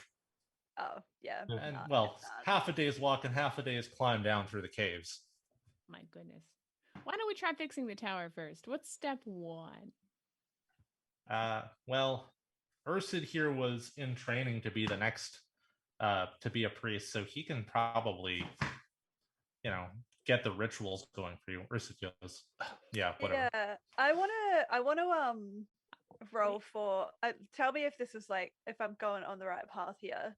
Roll for religion. Yeah, absolutely. And see if I know any of these rituals. Or anything about the cult. Or anything about the cult. Yeah, 'cause absolutely. I can also talk some languages that might even help. Well, Maybe. first, give me the religion roll, and then we'll see, So do I just roll a d20 and then add and your then religion +3? bonus. So that's a 10. That's with your bonus? Yep. Okay. So you don't know any of their rituals. Do you worship the Sky Bear? No, No. I'm agnostic. I'm an agnostic priest. Okay. It's more like informed, you know. I'm 52 at this point in my life. They're all right and wrong. Oh, so you get your powers the from horrors that I had seen. You would know what I meant. Yeah. So you get your powers from whatever god cares to listen at the time. You don't specify, you just ask. And Or from a sometimes smug you get it. sense of superiority. Yeah. All right. So, you don't know any rituals. You do know that the cult of the Sky Bear is a local-ish cult that worship a being they call the Sky Bear, which may or may not be a real thing. All right. How long have you been worshiping this Sky Bear for? Like, is this recent? Is this a long lasting thing? Oh, this is for forever. Oh, and what did the previous priest do that made it angry? I have no idea. I came into the room. Well, I got kind of ejected out of the tower. I'll explain that in a sec. After it crashed, he was dead and clearly had been struck by a lightning bolt. We can show you his body. Oh, I would like to investigate his corpse. Yeah. They lead you inside. They scramble up. Vrux is like, shows you over, and it's, yeah, sure enough, another goblin, a bit older, a little bit like taller and wirier than the other two, with what basically the remains of like a bear skin hood that like looks like it's just been like right in the chest over the heart, struck with a lightning bolt, and with all the burns and the like, what's that scarring you sometimes get when people get struck by lightning, the kind of branching scars where you can see where the electricity went through its skin. Oh yeah. And it is very dead. Cool. Vrux looks around and goes, look, you guys investigate. Ursud will take you through the tower. I really should go and let our tribe know that we're alive. They probably didn't know because they live underground, or were too afraid because, you know, not many things can remove a tower powered by the Sky Bear from the air. This is true. Yeah. You know, you goblins, you got to get outside more. It's okay. It's pretty good up here. Oh yeah, I agree. I love this job. Tell me more of this Sky Bear. How did the Sky Bear keep the tower in the sky? Vrux, like, Ursud doesn't answer, and Vrux just kind of like taps. I was like, you're in training to be a priest. And she proceeds to kind of leave the tower on her way to the village, as she said. And Ursud sighs like it's the biggest deal in the world. He goes, the Sky Bear is, you know, it's a being of the storm. It controls wind and lightning and thunder, and it blessed the tower to keep it in the air and prevent it from the worst harms of a lightning storm. This makes perfect sense. Can I like, investigate the corpse? Yeah, and see if I find anything fishy that is not cohesive with lightning. Yeah, absolutely. What is that going to be like? Medicine? So medicine would be the most obvious one. You could roll nature also. Okay. A lightning strike is a thing that happens in nature. So. All right. So I got +3 to medicine. All right. But I got +2 to nature, and it's marked proficient. Is that just what makes it +2? Yeah, that's what adds the bonus onto it. Yeah, because my intelligence is -1. So, yeah. I'm going to go with medicine. That's absolutely. A 16 plus 23 to 19. Do I get anything fishy? Yeah, actually. Cool. While it's clear that it's been electrocuted, you look closely, and I think, kind of like, I don't know whether you would put gloves on or any protection on your hands, but like, or you use a tool, but you kind of look into the wound. I've got claws. Yeah, where the clear center is, and you see what looks like actually a stab wound. It looks like it hit with something sharp before it was electrified. And something that's clearly not just like, like it looks like a spear or something. Real quick, does anyone else in the party speak Dwarvish? No. I have Elvish Yes. in common. You do, Cam? Yeah. Okay, so I say in Dwarvish that this person was stabbed. Noted. Okay. Also back in Dwarvish. Because the goblins are still around us, right? Only Ursid remains. Okay. Fox went back home, and the other two that were here are dead outside. And then I say out loud in common, yes, they are definitely dead. I'm sorry. But we are made of star stuff. And once again, we must all return to the cosmos. Yeah, that's great, man. I'm going to let someone else drive for a bit. Yeah. So do you guys want to get to activating the tower again, or what? Yeah, man. Yeah. What we're here for, I guess. I guess So- I've got time so for a cool. ritual. All Let's right. do that thing. I've got a priest pack. Let me know if you need anything. What's in it? Oh, just like typical priest pack stuff. Now, incense, those things that you dangle and hang, and they swing, and like they release the incense smoke. Yeah, A a censer. blanket, 10 candles, got a tinderbox, an alms box, vestments. We have a some rations, seance. and a water skin. Could we have a seance for like Oh, we could talk to him. to talk to this dead priest? Does anyone have the ability? Does anybody have the speak with dead spell? I only have speak with. Are there any plants in the room? Are there any little pot of plants? No. I don't Or have animals. any speak with dead. Speak with Dead's a powerful one. I don't think that's. Oh, we almost made you like a necromancer as well when we were doing your Yeah. character this morning. Shoot. Ah, well. So if you do not have anything to do the spell, I do not believe you'll be able to speak with him. Darn. All right. So Can we do these rituals? I want to do some rituals. all right. That's Um, the tower. Could we Oh, potentially... How long does a short rest take? I was gonna, yeah. They take an hour, but you guys are in no danger, so that's fine. Please take a short rest and all the benefits thereof. Actually, while you take it, Ursid will actually take the censer and the incense from Gregory and start making a ritual by a kind of a door in the in the floor of this tower, or this roof rather. So yeah, please take what you get from a short rest. I can do a song of rest while we're doing that, so everyone gets an extra d6 on top of their hit dice that they roll. Yeah. Yes, please. Thank you.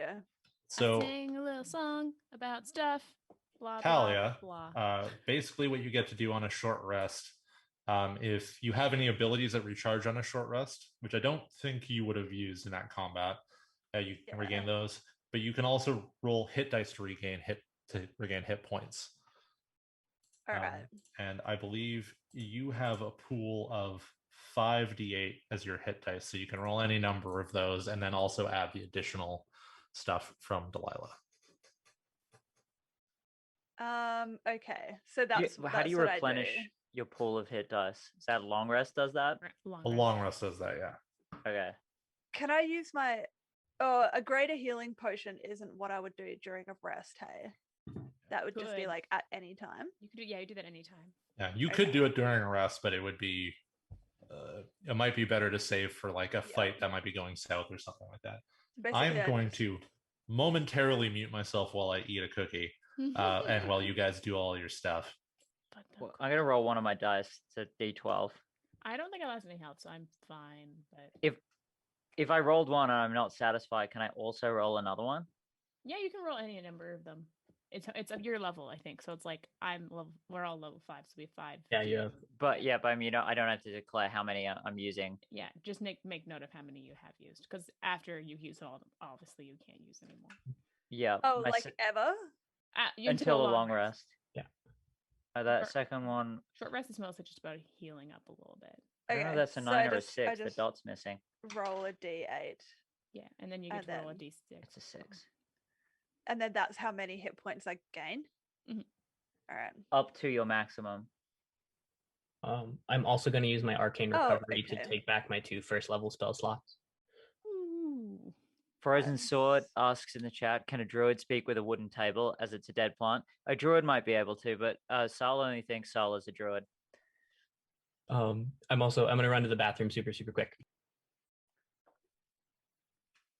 Bum, bum, bum, bum, bum, bum. Because I have so many charming abilities, I'm tempted to charm him to telling us the truth, but I don't know how to approach it. I How do you think talk Talia, to a teenager? do you have any like touch abilities that make people do stuff? I do. Suggestion earlier, but I feel I like do. I have.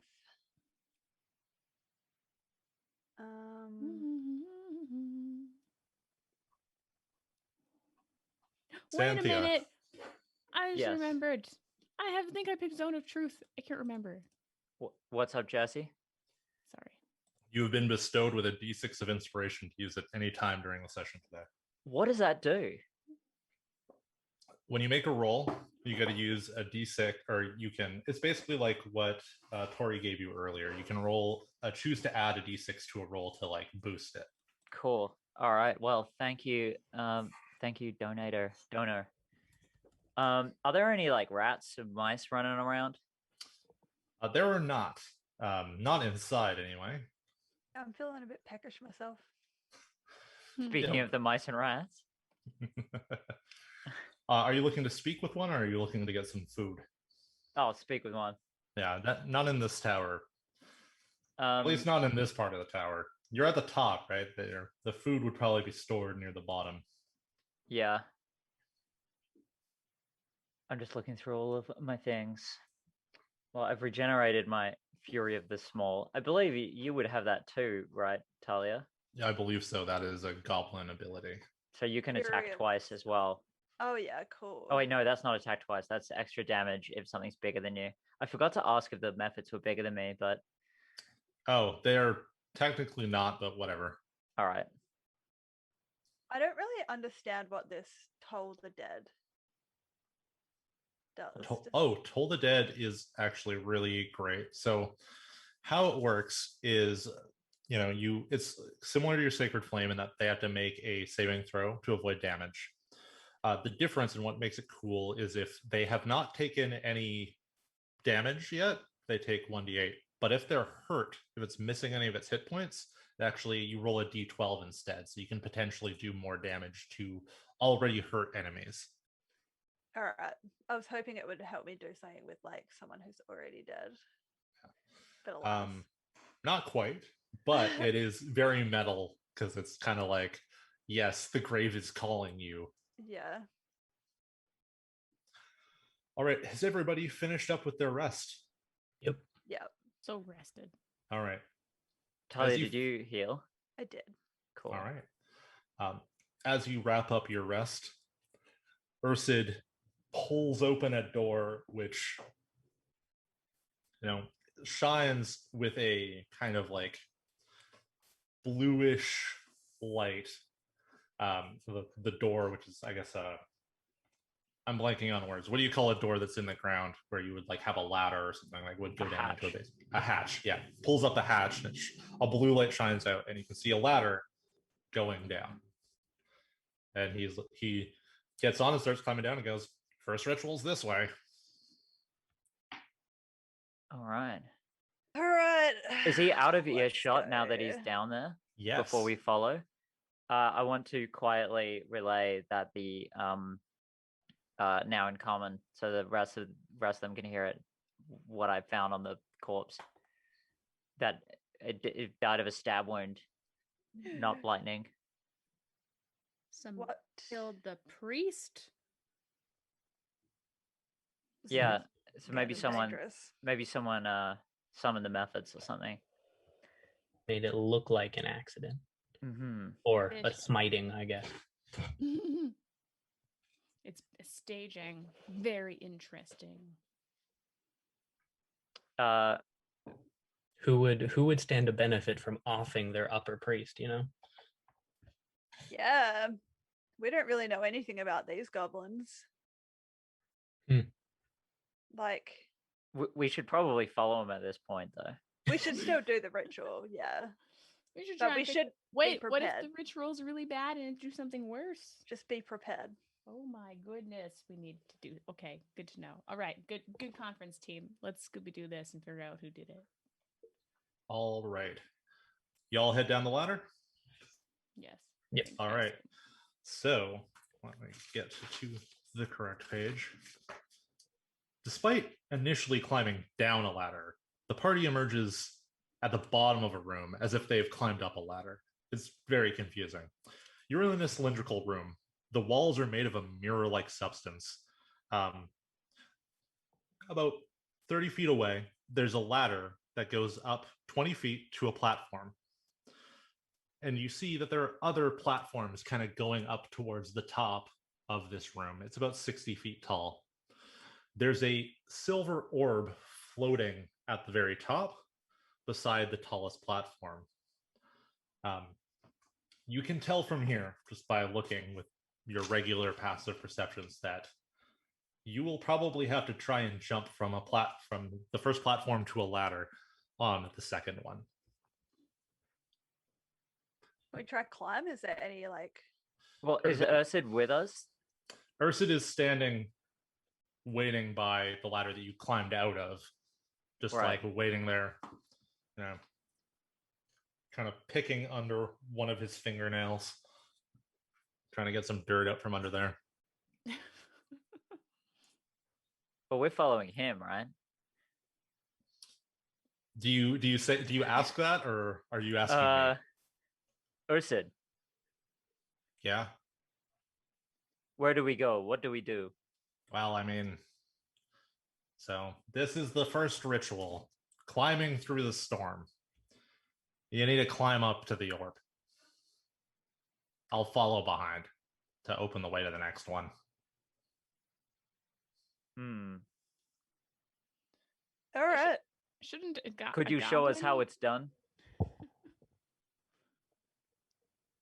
He sighs and he just walks over to the ladder and climbs up it to the first platform and stands there waiting for you. Anyone got any other ideas before we just do it? Yeah. I can stop us from falling to our death, but I can't make us go up any faster. So. Oh, cool. Yeah. That's reassuring. I reckon just do it. I want to drink my potion of climbing. Oh yeah, fantastic. First. Please do. Hey, just real quick though, before I do this, is there any more climbing after this? Any more climbing rituals that are more challenging? Probably not. It's not always the same. All right, sounds fun to me. Yeah, I'm gonna have this potion. I'm gonna take my identical potion out and clink bottles and drink mine too. Yeah. Do we like wrap our arms around? Fantastic. Yeah, for the viewers, I gave everybody a consumable magic item as well as a like equipable magic item. So that's where these potions of climbing have come from for these two. So you now both have climbing speeds for an hour. What does it taste like? Well, that's really interesting. Why don't you tell me what you think it tastes like? Well, mine tastes like a Yogo dirt dessert. Do you have them here? I think we probably have it under a different name. It's like chocolate pudding. Drink? It's that like kind of custardy chocolate pudding you get. That's it's that with sour gummy worms in it. Oh, I know what you're talking about. That sounds delightful. Worms and dirt? Yeah, worms and dirt. Worms and dirt. Yeah, it's called dirt dessert in Australia. It's like gummy worms, pudding, and like Oreo crumble on top. Yeah, little bits of cookie in it. I had that in front. Yeah. Yours is delightful. Mine tastes like cucumber water, and I like. refreshing.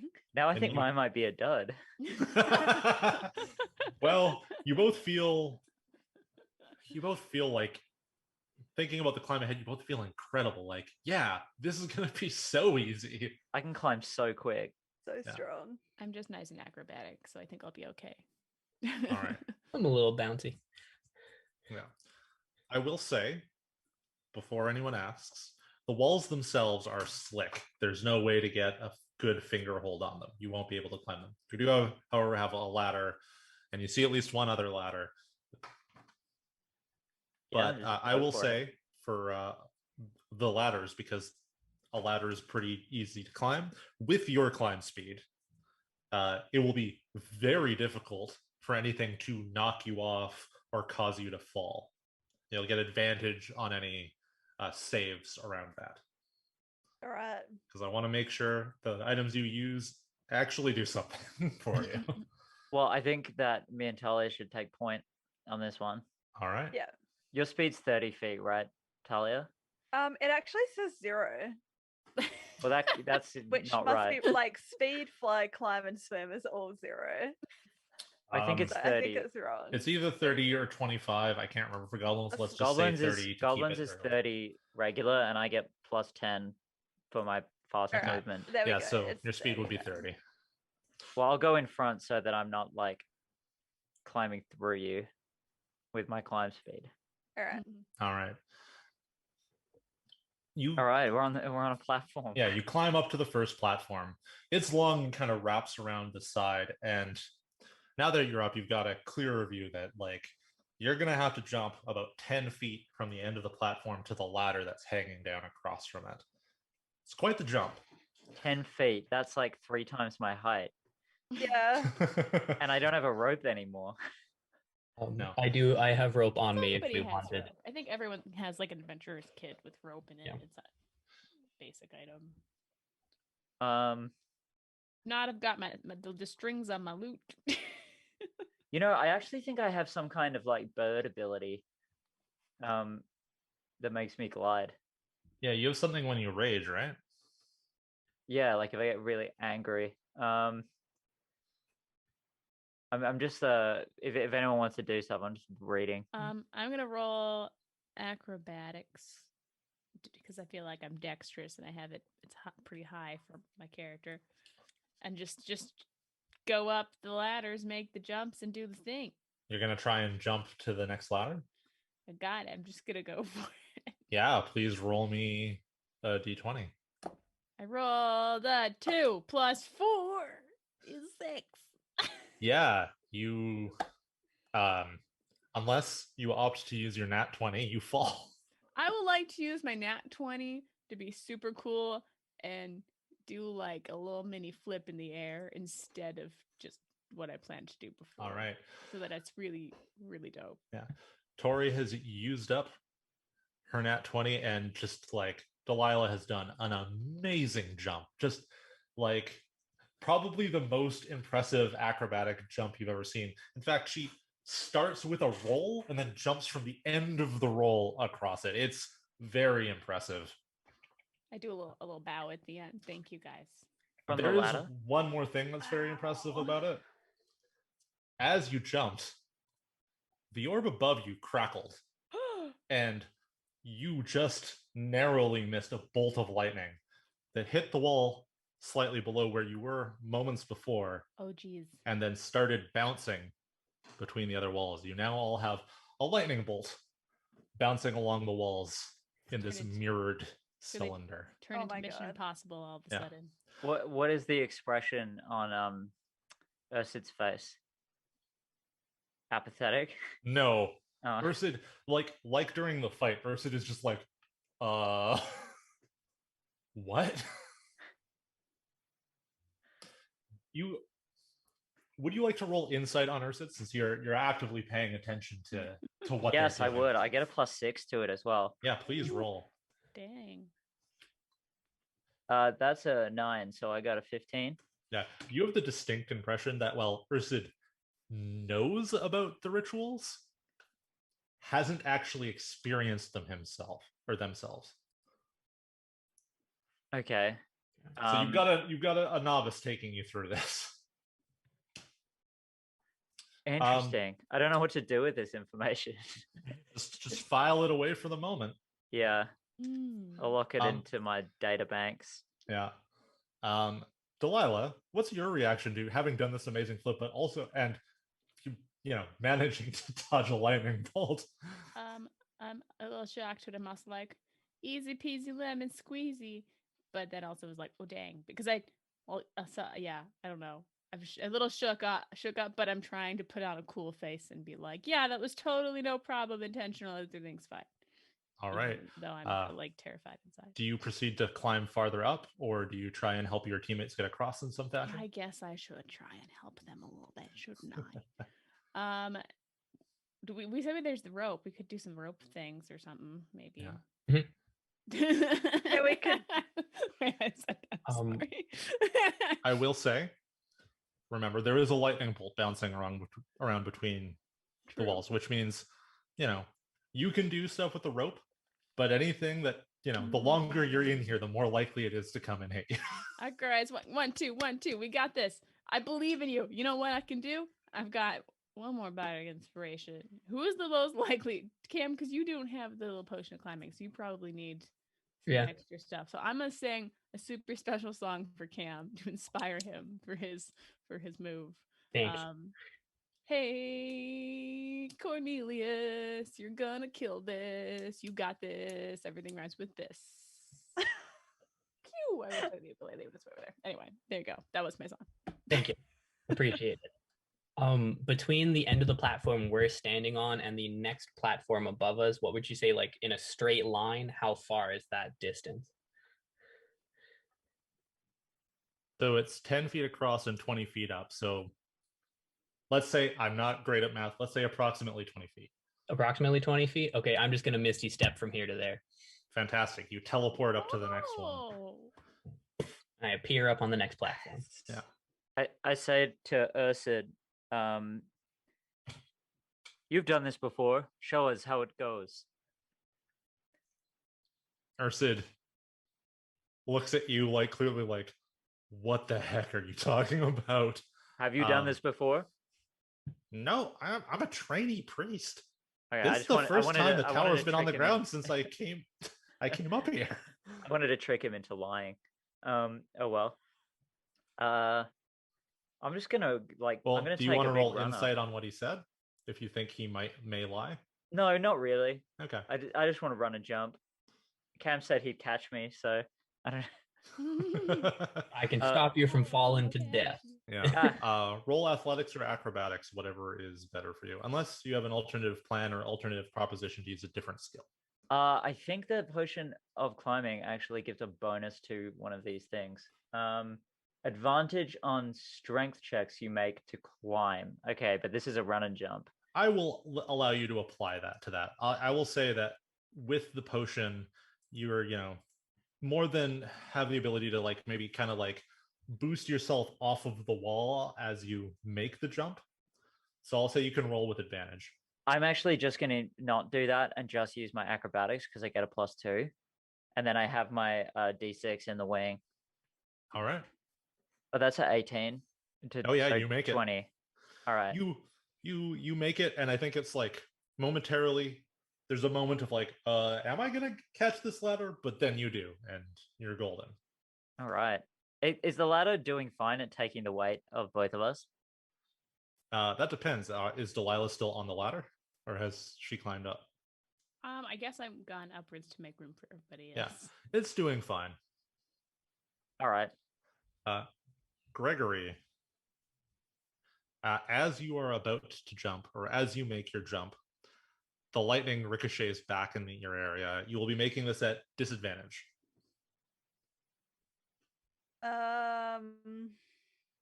Okay.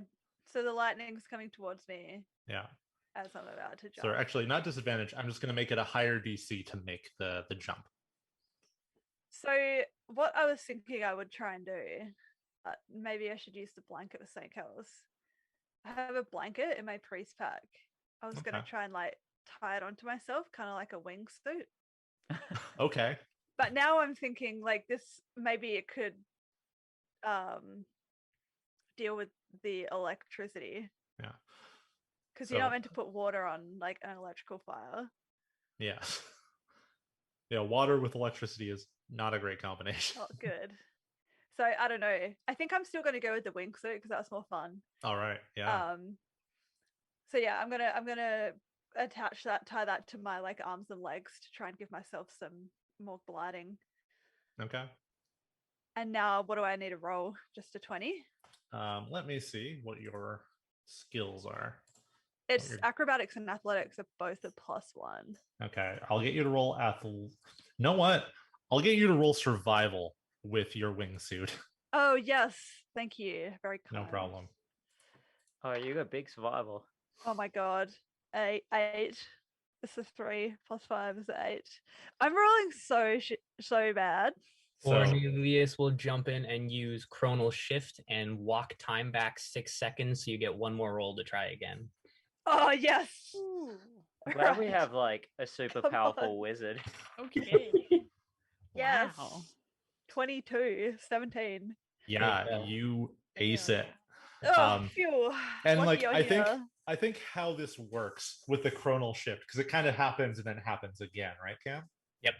So you do it and you get hit by this electricity, and as you feel it start to kind of spread through you, everything rewinds and you jump. You're in mid jump again, but you do better and you just sail right past it. I just like have tied the blanket just slightly better the next time. Yeah. It's like Prince of Persia, Sands of Time. Yeah. Just everything in reverse for 3 seconds, and then you go again. So you've all made it to the second platform. We're at 7 o'clock. Let me just message Andrea, because I think that means it's about time for us to take our break. I would love a biology break. Just need to make sure they're ready. If they need a few more minutes, we can Break when you. Okay. Well, everybody, we'll be back in a few minutes. Thank you so much for watching this far and donating and helping my party out. I appreciate it. Though I do still have a nat 20 to use against you all at some point. I'm looking forward to that. What happens if we use our nat 1 when you use your nat 20? Who takes precedent? Just get added to the stack, whoever does it most recently? Yeah. I'm going to argue we're not going to do that, because people someone has paid $50 plus to give me the nat 20 with a specific request to smite you. So I will, not you specifically, one of you. But any other roll, and if you declare it before I declare it, that whatever is said first takes precedence, I'll say. Okay. Cool. All right. So we're going to take a break, throw it over to Andrea, and we'll be back in a few minutes. All right. Okay, thanks everyone. We're transitioned out, so you're welcome to take your bio break. How's everyone doing? That's been a lot of fun, listening to the adventures and everybody getting lightning shocked and all the fun songs. Oh, I'm standing right in front of the camera.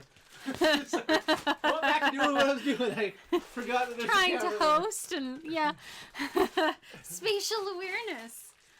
Thank you so much, everybody who's donated and given our players in-game perks and stuff.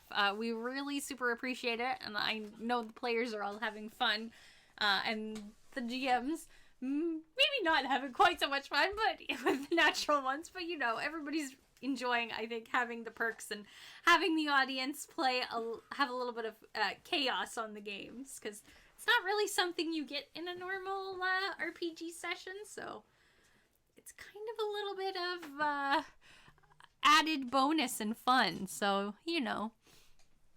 Kitty is so cute. Oh yeah, thank you. This is Emmett, and I have Rocket the dog here, who is really jealous. So hi Emmett, your fans like to see you. Yeah, so if you would like to provide some perks to our players or our GMs this weekend, you are more than welcome to do that. All you have to do is go to www.andreasadventures.ca, click on the donate button. That will take you to the Canadian Cancer website, Canadian Cancer Society website, there we go. And you can make a donation to that organization, and we will provide you some in-game perks. So you could bestow die of inspiration, a natural 20, a natural 1, a healing potion, all sorts of goodies that can affect the game. So if you do that, I will try and email you, or you can message me here on Twitch. I am Wisdom Check in the chat. Just tell me what name your donation was under, and then I can ask you who you want to bestow your gift onto. Another way you can donate or help us out in our charity fundraising efforts is we have our wonderful silent auction with so many great geeky goodies related to tabletop and other geeky things. So if you go to our website, and just bid, you can maybe get something cool. Oh, I know what we were going to do during this break. We have a D&D Beyond player bundle to give away. So, I think we'll do it the same as we did last night. So, if you would like to enter to win a D&D Beyond player bundle, all you have to do is in the chat type a number between 1 and 1,000. Just type one number. Don't put multiple entries in. You will be disqualified. You'll be disqualified if we find you have entered more than once. So just type a number in the chat, and we're going to give it a few minutes. We'll wait until our players from the session all come back if they want to enter, because they might want to win too. And then we will have Google draw us a random number, and you will win a wicked awesome player bundle for D&D Beyond. If you don't win during our giveaway now, we have a whole bunch of content bundles available on the D&D Beyond website. I'm tired. They're available for the D&D Beyond. For the D&D Beyond website. So we have more player bundles. We have, I always forget the name of this one. There's a second bundle that I forget the name of, but it comes with like 14 of the books. And then there's the legendary bundle that comes with all of the books. Yes, Jessy, DMs are more than welcome to enter. Players are welcome to enter. Just put your the number that you'd like to pick in the chat. We do it Price is Right rules, so whoever gets the closest to the number that Google picks without going over will be the winner. Sourcebook bundle. Sourcebook bundle. That's the other bundle. Yeah, so you can go to our website, andreasadventurers.ca, click on bid, and you can bid on some super cool D&D Beyond bundles. So And super cool priceless t-shirts. yeah, we have lots of other goodies too. T-shirts, 5 e-supplements, shopping sprees, all sorts of cool goodies. So check it out. Get your biddins now. yeah, biddins. Get your biddins now. Biddins. Though Yeah. Blair is really hoping nobody outbids him, because he would really, really like a bundle, but No, it's a good cause. If you It's a want good to cause. outbid me. we can't. We're not entering ourselves to win the draws, because that's totally not fair. But if his bid is the highest on the auction, we said that was okay. So Yeah, I have 2 items. I've got the I was trying for the Lord of the Rings clock, which is really cool, but I've bowed out of that one, unfortunately. But it is still available. I'm going for the GM book, the hero book, and the source book bundle. So and then now you've told everybody. Now they're gonna know to yeah, go they can see bet it on anyway. the stuff. Right? So they can go just see what the pricing's at and bid on stuff they want anyway. That's so, true. I mean, I have a budget just like everyone else, so if it goes above that, they get it. Rocket would like to say hello. No, Rocky just wants to He cuddle. just wants to cuddle. He's very desperate for cuddles. Because he's a whippet, and that's what whippets do. I mean, all dogs. Most dogs, really. Right? You just want love? Subscribe. Subscribe, yeah. Subscribe. If you would like to help out, we love... subscribe to our channel. The donations, the auction, all that stuff. We're not taking any of that money. So yeah, it's it all goes to charity. It's all going to charity. So if you want to help us out to give you more programming, if you've enjoyed this programming, subscribe, and maybe we, get enough subscribers, we could actually do a regular scheduled programming, which should be a lot of fun, I think. See, it would be a lot of fun. It would be. Do like a D&D night and a board game night and and a magic night. We'll just won't have any time for Adventure Dice. Okay, so I see No, all of I'll our just get fired from my players job are for not back in the having time. Zoom. So players, if you would like to enter our giveaway for the D&D Beyond player bundle, put a number between 1 and 1,000 in the Twitch chat. But only one number. Only one number, and we're gonna draw. But we wanted to wait until you were back so you could enter if you wanted to. So.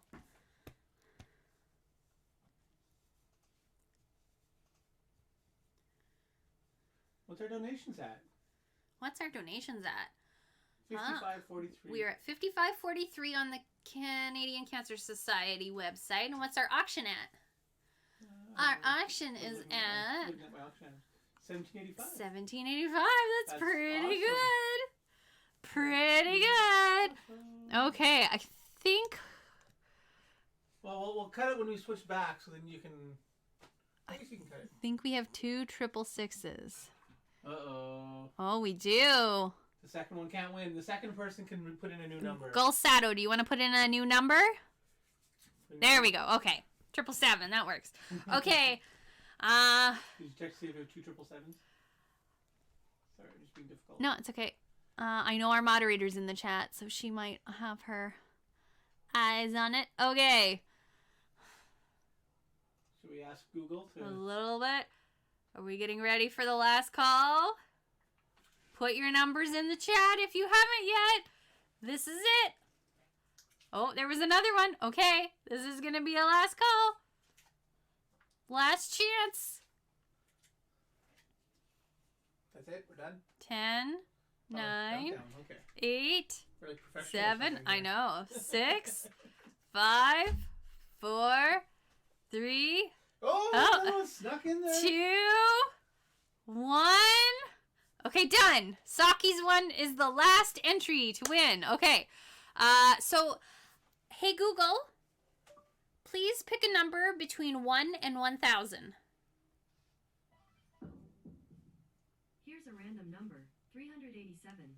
387. Okay. So myself and our moderator D are going to go through the chat history and we will figure out who the winner is and we'll share it in the chat. And it looks like our players are back, so I am going to pass it back to them to continue their adventures. Okay, you are good to go. Take it away, DM Jessy. Hello, we're back. Woo. Everybody have a good break. Get some snacks in, some water, whatnot. Coffee number 2. I'm muted because I have cracker in my mouth. That's fair. I appreciate that. Thank you. All right. To recap, you've gotten to the tower. You've gotten to the first platform, or sorry, you've gotten from the first platform to the second platform in this mirror-like cylinder. There's a lightning bolt still bouncing around. And you can hear the orb above you crackling more with electricity. You know, y'all are adventurers. You've done this, this kind of stuff before. I think you all can guess it's going to fire off another one soon. And the longer you take, the more lightning will be bouncing around. So, thankfully, it's a bit easier to get up to the next platform. There's a chain at the end of this one, but you can tell that it's not moored to the platform you're on, so it will be unsteady. Who wants to take first crack at it? Oh, wait, no. Sorry, I completely forgot. There's one other important thing. This is drama. Ursid tries to jump across to the ladder for the second platform. Surprisingly, they make it. Job. I always believed in you, Ursid. Yeah, well, whatever. Sorry. Double voice. Yeah, well, whatever. Amazing. Yeah. Who would like to try the chain first, or do people have alternative ideas? I have a question. Yes. What is the platform made of? It is made out of kind of a slick metal. It's not reflective like the surface of the wall, but at your guess, it would be made out of a similar material that has maybe been dulled in some way. And how far away is the chain from the ladder? From the ladder itself, Yeah. about like 30 feet. But there's a platform. There's no jump to it or anything like that. No. Delilah, may I borrow your rope? Totally. Here you go, bud. I Yeah, wanna- sure. Yeah, just person. take it. I want to tightly tie the bottom of the chain to the top of the ladder so that it won't swing. Wait, we're Alright. climbing up it, right? Or are What? we using it to swing across? Am I just being stupid? You're climbing it up. Yeah. So I your wanna, plan is a good one. I want to fasten it. I will get you to roll me either survival or there's one for like using your hands quickly. What is it? Sleight of hand. Okay, so survival or sleight of hand? Yes. I will use survival All right. as a druid. That's a 14 plus 3, 17. All right. I'll say that is quick enough that the lightning bolt bouncing around doesn't return to you guys during this point. I forgot about that. Yeah. You managed to do it quickly, but as you approach the chain, the orb at the top fires off a lightning bolt, and I am going to roll to see if it hits you guys. So here's a d4. If I roll a 4 on it, it comes towards you. I roll a 3. It bounces off a wall a bit behind you, but for the moment, you're safe. Though that said, now there's 2 lightning bolts bouncing around this room. All right, who goes up first? I'll just charge ahead. I'm All just right. like, let's do this, guys. I'm I cocky. also have a quick question. Yeah. Are the potions still? Oh yeah, your active? potions I think last an hour. So Oh, sweet. so Gregory and Sarl will not have to roll anything to climb this chain. Dope. Delilah, however, will. I rolled a 16 plus 4, so that's 20. Yeah, you climb it with no problem. So And you're climbing it at such like a steady pace that you're able to kind of like take a look around, and you actually notice in time to stop as a lightning bolt hits just above where you would have been a moment ago and then ricochets off in a different direction. my That was a goodness. close one. Yeah. All right. Who wants to go up the chain next? I'll go last so I can catch anybody that falls, I guess. Smart plan. Okay. All I'll right. just climb straight up. And as I'm climbing up, I just want to shout out, "This is more action-packed than that Grush concert." And as if to emphasize your point, no, actually, let me roll. Yeah, to emphasize your point, a lightning bolt hits just below where you were moments before, right as you say that. All right, that will be Sarl Kagan. Do you want to go before or after you make Ursid go up? Ursid, do you need assistance climbing the ladder? Ursid looks at No, you it's a wide-eyed and like nods. What is Ursid bigger or smaller than me? I'm gonna say Ursid is a little bit smaller than you. I squat a bit and say, get on my back, like you were to get on the back of a pig. All right. Yeah, Ursid climbs onto your back. I've looked at your character sheet recently. I know you're not that you don't have a super high strength score. So this will actually No, but I do have a potion of climbing. You do. So it's funny from an outside perspective. You're walking over to the chain. Looks like you're having a bit of a difficult time, but as soon as you get on it, it's like it's nothing. It's like in Jet Set Radio Future, how you gain speed by grinding. Yeah. Okay, I'm gonna roll again here. Yeah, the lightning bolt misses you narrowly. Actually, make me a dexterity saving throw. All right. And can I see the lightning? Yes, you see it coming. Okay, then I can roll with advantage. Yeah. Oh, sorry. It's not to hit you. It's for something. It's for something else. So just give me the single roll, please. Oh, okay. Should I roll again? Because I rolled 2. No, we'll just take the advantage. Oh, good. Yeah. Easy, because I got 17. Yeah. Um, Yeah, you managed to not drop Ursid as you suddenly stop as the lightning good. hits right above you. Yeah, And, I mean, I feel like he's probably guilty in some way, but he also has all the keys to the castle. Yeah. All right. You get to the top. Is it Cornelius? No, it's Cornelius something else, right? It's like Corneliussmithreud.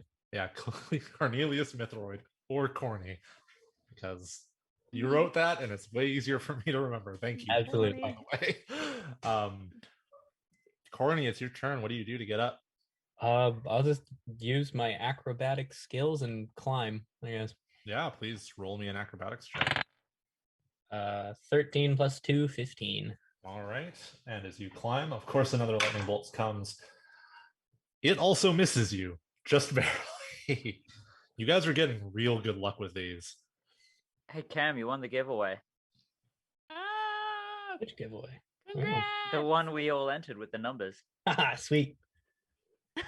As a gift from Frozen Sword. That's dope. I love it. Thank you.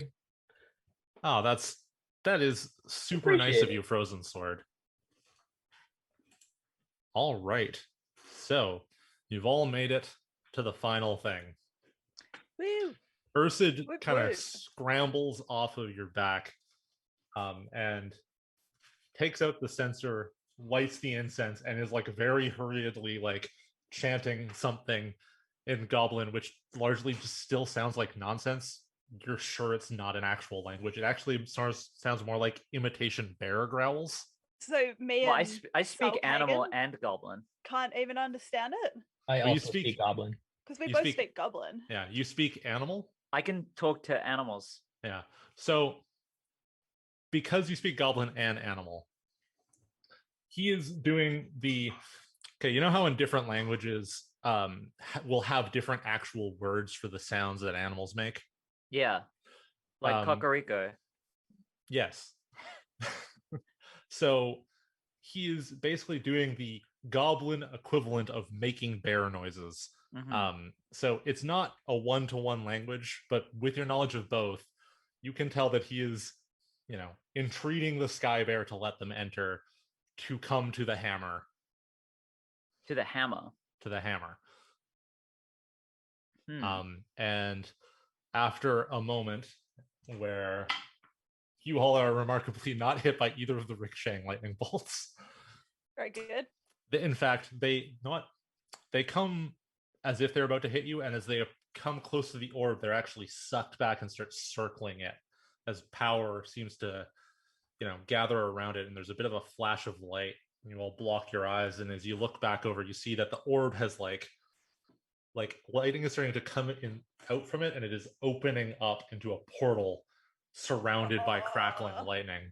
Cool. And all you can see through it is a storm. Sick. And Ursid looks at it and goes, well, it's through there. So Ursid's done chanting? Yes. Can I ask him a question? Yeah. Ursid, what is the hammer? The hammer is the second stage of the ritual. It's where it takes place. I don't know exactly what'll happen, but usually it involves some sort of fight.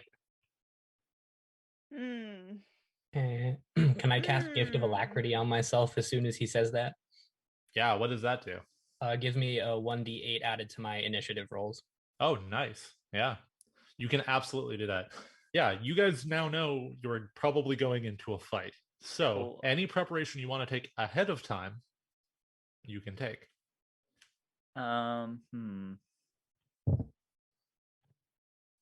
Okay, well, if get out my shield. If something says in parentheses bonus action -3/long rest, does that mean I get 3 per long rest? Yeah, that sounds correct. Yes. Okay, I'm gonna think of close-minded goblins in order to whip myself up into a rage. Oh, you're going into a rage. Okay. Yes. So yeah, I'll allow that. It's close enough to how rage works. And I like that you're like frothing and you're just ready for the fight. Yeah. All right. Who is the first to jump through the portal? Well, I think I like my rage would make me do it, right? Yeah, you jump through the portal. Do you grab anyone and drag them with you? No. Okay. Okay, you're through the portal. Who's next? I'll jump through second. All right. I'll go on in. And I want to go immediately after. All right. Y'all go through the portal and on to the second ritual. You find yourself standing on a square hammer, or the square hammer. Rather, it's the hammer. It's a square shape. It's a platform floating in the middle of a storm in Are we the on sky. the level? You are indeed on the level. And you have unlocked part of the inspiration very loosely for this adventure. Just for you, Xanthia. Okay. Just for you. But yeah, you stand on this stone square platform in the middle of a storm.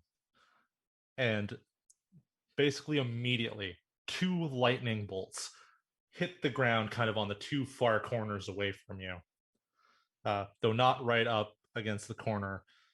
And as you kind of block the flash of light from them, because it's an intense lightning, like you're right near a lightning strike, basically. An actual lightning strike, not just like a little like lightning bolt kind of thing from a spell. You look up and there are 2 huge bears crackling with electricity, their fur on end, growling at you, and they begin to approach. Dang. Roll initiative. While rolling initiative, how much time has passed since the chant? The chant to let you into this portal? Yeah. Mere moments. Okay, so I still have 10 minutes of speak with animals. Yeah. I got 6 plus 2. 6 plus 2. Yeah. You know what? Actually, can I get 18 everybody, plus once they're 1. done, to put their initiative roll in the Zoom chat? Oh, That'll yeah. make it easier for me to note it down. Whoa. Whoa. Well, okay then. I didn't roll as well as I thought I did. Cam, do you have 20 of every stat? No, not quite. Cam did something to improve his roll. I got to roll an extra D8, and I rolled an extra 2, and I have a +6 for my initiative. So. I see. Yes. Dang. So I rolled for these 2 creatures, and also for Ursid, just to have him, since he's actively there, he's also followed you in case a bear attacks him. I rolled a 3 on every single dice I rolled. What's their bonus? Let me pull them up quickly. It is good for us. There we go. Come on there. They only get +1, so everyone else goes on 4. So that is Corny, Greg, Delilah. Sorry, Talia, did you just hear a door slam? It was No, the chest. I don't know what you're talking The about. basketball court chest Oh, yeah. that children okay. always slam shut. The salt chest, yes. Yeah. Right. We have a basketball court behind our house. It's good. No, I'm not even being sarcastic this time. It's nice. It's like we got a free basketball court. Yeah. Awesome. Alrighty. So every single one of you goes before the bears. Nice. Hell yeah. Alright. Starting with Corny. Corny, there are these 2 bears. This platform is quite wide. It's like 100 feet by 100 feet. It's a big old space. Okay. They are at kind of near opposite corners in front of you guys. So there's one on the left, there's one on your right. You guys are about 100 feet away from them. What would you like to do? We're about 100 feet away from them. And I want to make it clear right now, they're more than 5 feet from the edge, so you wouldn't be able to to push them right off. All right. Let's see. Can I? How close to the edge of the platform are we standing? About 10 feet in. 10 feet in. Okay, can I take just 5 or 10 feet forward, and then can I hold my action to cast web once one of them comes in range? Absolutely. Excellent. And that's my turn. All right, Greg. So I just want to see if this is possible. These are actual bears. Do we know what You can roll a religion check for me for free, and Well- I'll give you your best guess. They look like actual bears, but they also seem to be arcing light, which is not a thing actual bears do. because I can speak deep speech and Sylvan, which I Okay. don't know Also, if they could be Fae. Yeah, I don't know if this cult has any ancient language that I could try and ask them what they want. I'll allow you as a free action to try and ask in one of your languages. Yeah, I think I'll try and deep speech. Okay. Just saying what do you want? Do I need a roll to do that? No, absolutely not. That is a free thing. I'm just checking what speaks deep speech. Yeah, they do not reply. They just roar again. So they either are ignoring me and Or being don't rude, understand. or they don't Rude. understand. Yes. Update, Cam, you have been bestowed with 1d6 of inspiration. Xanthia, you have been bestowed with a natural 20. Oh, can't wait to use that. Yeah. Oh yeah. Thrilling. Okay, so they didn't understand me. So let's see.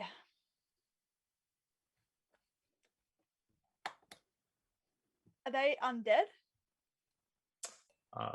Do you have a thing that allows you to sense if they're undead? Well, no, I've just got 2 things that says turn undead or destroy undead. And I don't know So if they're I will say you don't know, but they don't look undead. All right. Okay. I want to cast Word of Radiance. All right. What does that do? I utter a divine word, which is Bear's rule, Okay. or one word, and burning radiance erupts from me. And then each creature of my choice that I can see within range must succeed on a Constitution saving throw. Okay. Or take 1d6 There is damage. one problem with that. Your range for that is 5 feet, and they're about 90 feet away. Oh no. Or 80. They'd be 80 feet away, actually. Well then, I did not look at that. Yeah. So you can do something else. Yeah, okay, thank you. Because Greg would know how it works, even if you're unsure, right? Yeah, exactly. So they're 90 feet away. Yeah. Well, let's say they're 80. Because they're about 10 feet in. You guys are about 10 feet in. It's about 100 wide. Yeah. Okay, so I think instead of trying to attack them, I want to what's it called? I've got a spell where I can hide us all. Ooh, Oh. that's fun. Pass without a trace. Pass without trace. Yeah, I want to do that. Veil of shadows and silence radiates from you, masking you and your companions from detection. Oh, For the duration, each creature you choose within 30 feet of you has a +10 bonus to dexterity checks and can't be tracked. Dexterity Except- stealth checks. Yes, except by magical means. Yeah. So you can absolutely do this. And I will say, if people roll stealth on their turns, they will be, and roll high, which they probably will with your bonus, they will be able to hide from view. But it's not an instant everybody's invisible. Okay. Yeah. Yeah, I want to do that. All right. You all get +10 to any stealth checks you roll. And we'll say it's stormy enough up here that you can potentially hide your presence from them. neat. Yes. Yeah. All righty. Do you want to do anything else on your turn? Do you want to move or anything? I don't think so. All right. Delilah, it is your turn. All right, I'm going to cast a little spell called Shatter. I'm actually going to cast it at the 3rd level instead of the 2nd level, so I get an extra thing, slightly more potent. So they have to roll. So I move 20 feet so that I'm closer to them because like it's a 60-foot radius. Like that's the distance that I can reach. That's anywhere within 60 feet. Yeah. So I'll choose probably. Are they within 10 feet of each other? No, they're about 80 feet apart as well. They're on each corner of the thing. All right. Well, I'm going to pick one of them and make a 10-foot radius sphere, I guess right where it is. And it has to make a Constitution saving throw. All right. Let me pull up roll a their whole bunch of dice. stats. Yeah, you start rolling your damage because you'll, even if they make it, you'll have it. And it's Constitution. They make 14. What was your DC?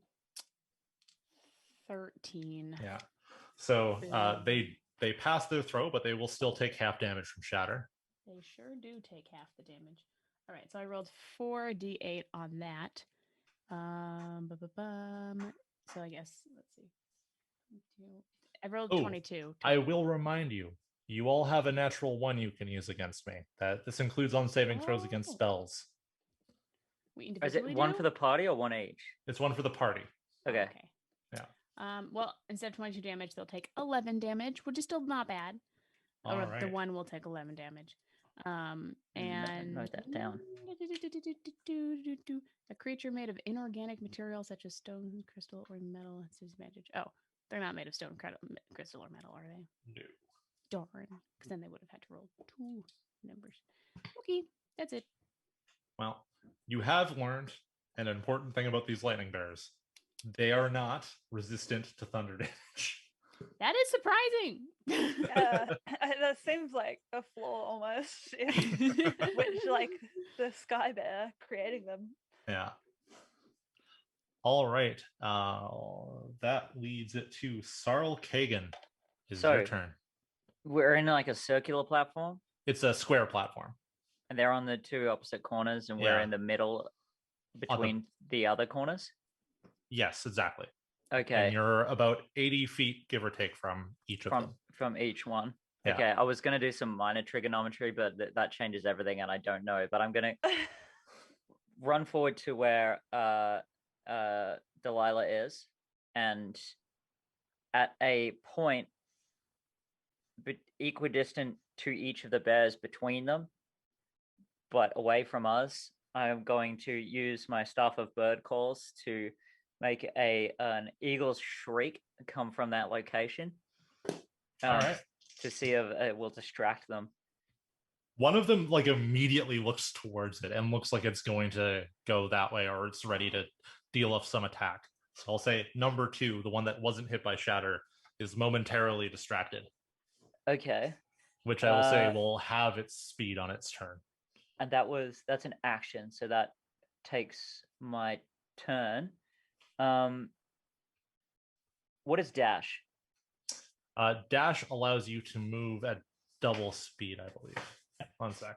Or is a secondary move action. So you can move again? Basically, you can move twice. All right. So how far from us, as in me and Delilah, are the bears now? So Delilah, you moved up like 20 feet, right? I like 20 feet. Yeah, and so I moved up next to Delilah. So. Yeah, so you were, then when you stopped, you were 60 feet away. You still have 20 feet from your first movement, because you can break your movement up in this edition. Oh, okay. So you can move 20 feet, do something, and then move another 20 feet. Because I can dash as a bonus action because I'm raging. Yeah, so you can use your bonus action to get up right up against one of them if you'd like. But then all that does is put you right beside one of them. Swipe in range. But the one who is fully turned around, I've got full on pretty much stealth right now, right? If you are trying to be sneaky, it's the problem with stealth is you have to actually be doing it. So I can't be dashing.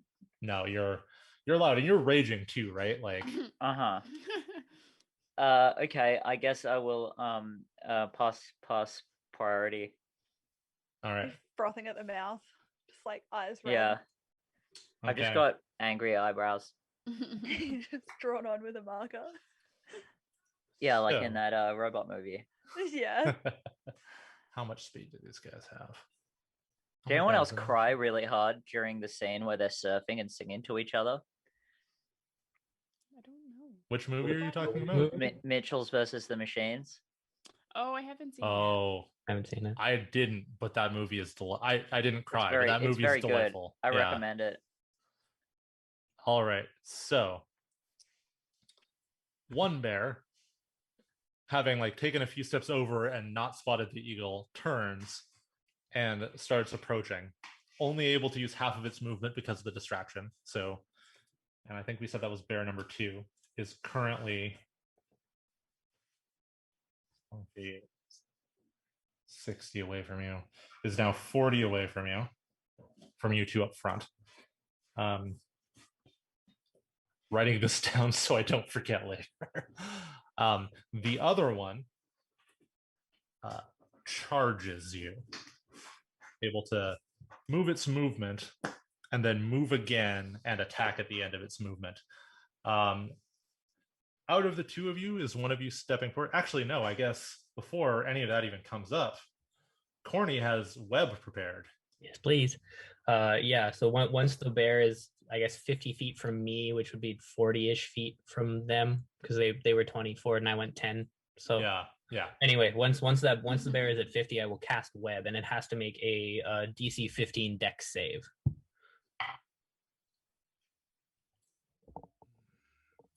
Okay, that is a failure. Yeah. So it is restrained Nice. for now, and then What does that mean for attacking it? that's a good question. I don't know off the top of my head. Okay. Well, that is functionally their turn. So Ursid is gonna go, then Corny. So Ursid doesn't do anything. Tori, can you look up exactly what restraint does quickly for us as we go into Cam's turn? Thank you. Oh boy, it's my turn again. Oh god. So you've just restrained one. The other one's a bit farther back, having been delayed by its confusion. Okay. So concentrating on web. Dropped it in the chat for you.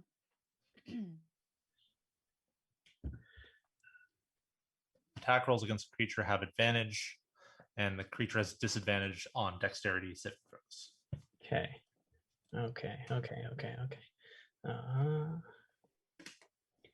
Then I am just going to lob a firebolt at the one that I have in my web. All right. You have advantage on this roll. 14, 15, 16, 17, 19, 20, 21 to hit. 21 hits. All right. That's 2d10. 2d10 fire damage. Whoop. 3 fire damage. 3 fire damage altogether. All right. And we'll call that. That's my turn. All righty. Gregory.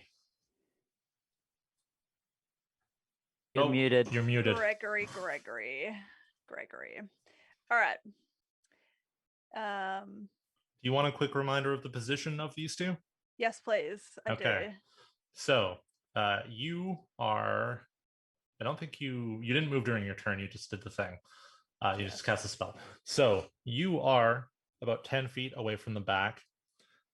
Each bear is 60 feet away from you, kind of in different directions. One of them is caught in a web and doesn't seem to be able to move. And the other one was distracted briefly, but is now refocused on the party. So the one that's caught in the web, I want to cast Sacred Flame towards that one, which is 60 feet. All right. Like it'll be easier to hit. Yeah, that's a dexterity saving throw for Sacred Flame, I believe. Yeah. All right, so it gets disadvantage. That's going to be a failure. So please roll your, I think it's 2d8 for Sacred Flame at 5th level. Sacred Flame. 1d8. Yeah, Oh, 1d8. 2d8 fifth level. Yep. Yeah, perfect. All right. So I just roll this twice. And Yes. what? Pick the highest one? No, or you roll add them them together. All right. So 5 plus 8, so 13. 13 damage. Nice. Sit down. Yeah, take that, you big bear. God, this is so exhausting. You doing okay? You got Or was that this, in Greg. character? That's Greg. Which You got this, Greg. But thank you for asking. I'm good. All right, good. is the I'm glad to hear bear it. in the net the bear that took the 11 damage earlier? Yes, the bear in the net is the one that's taken all of the damage so far. How much damage did I did 11 Cam when I hit it, I think. do? 3? And did Talia do none? No, Talia just did, what was it, 12? 13, yeah. 13. Oh, 13. All right, how's it doing? It is not yet bloodied, as far Okay. as you can tell. Not yet I'm bloody. just deciding whether we want to focus one down or Oh spread it my out. gosh. I think maybe we even have to. Just like, they're so strong. Yeah. Oh, this channel's been raided. The Party of 9. Braided. Cool. Nice. Thank you for rating the channel. I actually have another raid I'm expecting might pop in the last hour, but we'll see. So Greg just went, so it's Delilah's turn. Yes, I am going to. I'm not in melee with any of them, right now. No, you are up slightly further. I think you're 50 feet away from them. No, wait, they moved up. So Yeah, that says you're 40 feet away from them. Okay, still pretty close, but not so close. Ooh, just a touch too far. Okay, I'm gonna go slightly closer so that I'm within 30 feet of them. All right. I know, it's scary. And I'm gonna cast blindness and deafness on the injured one that we are attacking so that it has, well, I guess I'm casting blindness specifically on it. It has to make Constitution saving throw. If it fails, then it's blinded. Ideally, it fails. I just rolled a natural 20. No! I want Oof. to blind you, bear. It's not okay. I will remind you that you still have a natural 1 that you can inflict on me. I would accept that.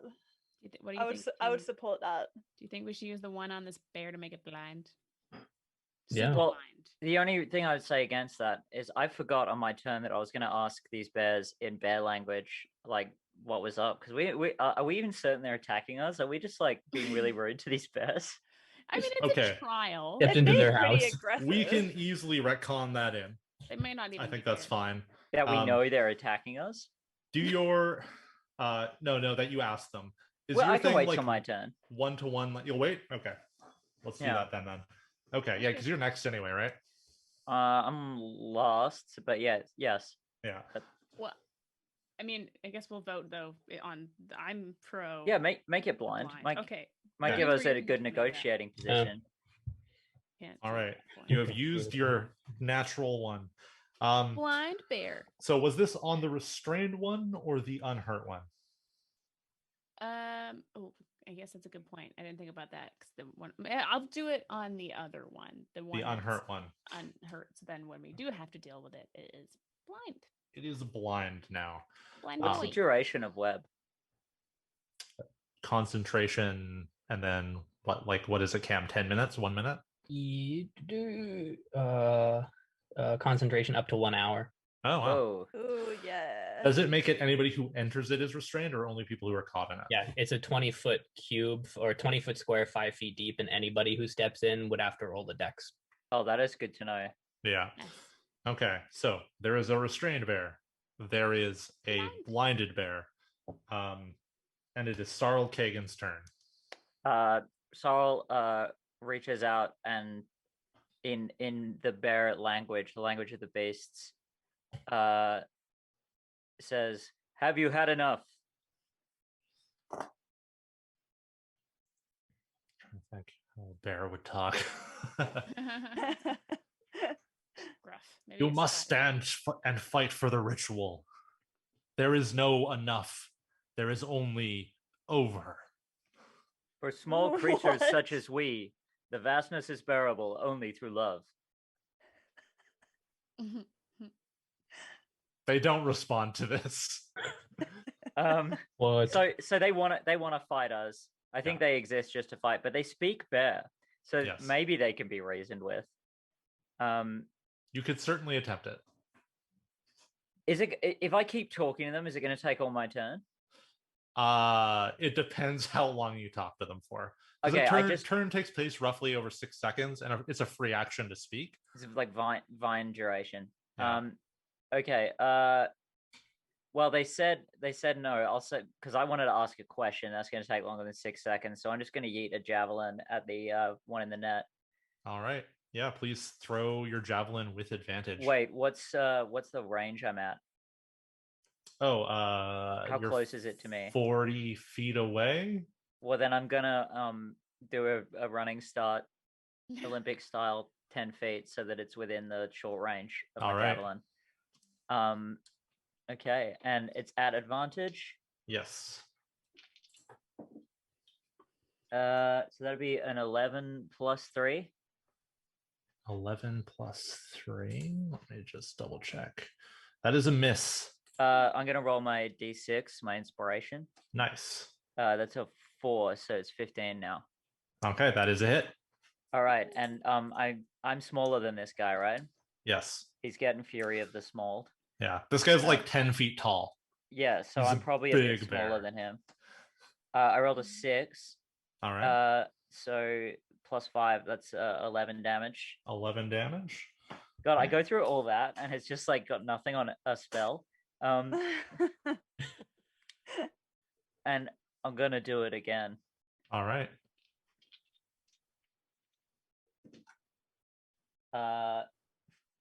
That's an 8.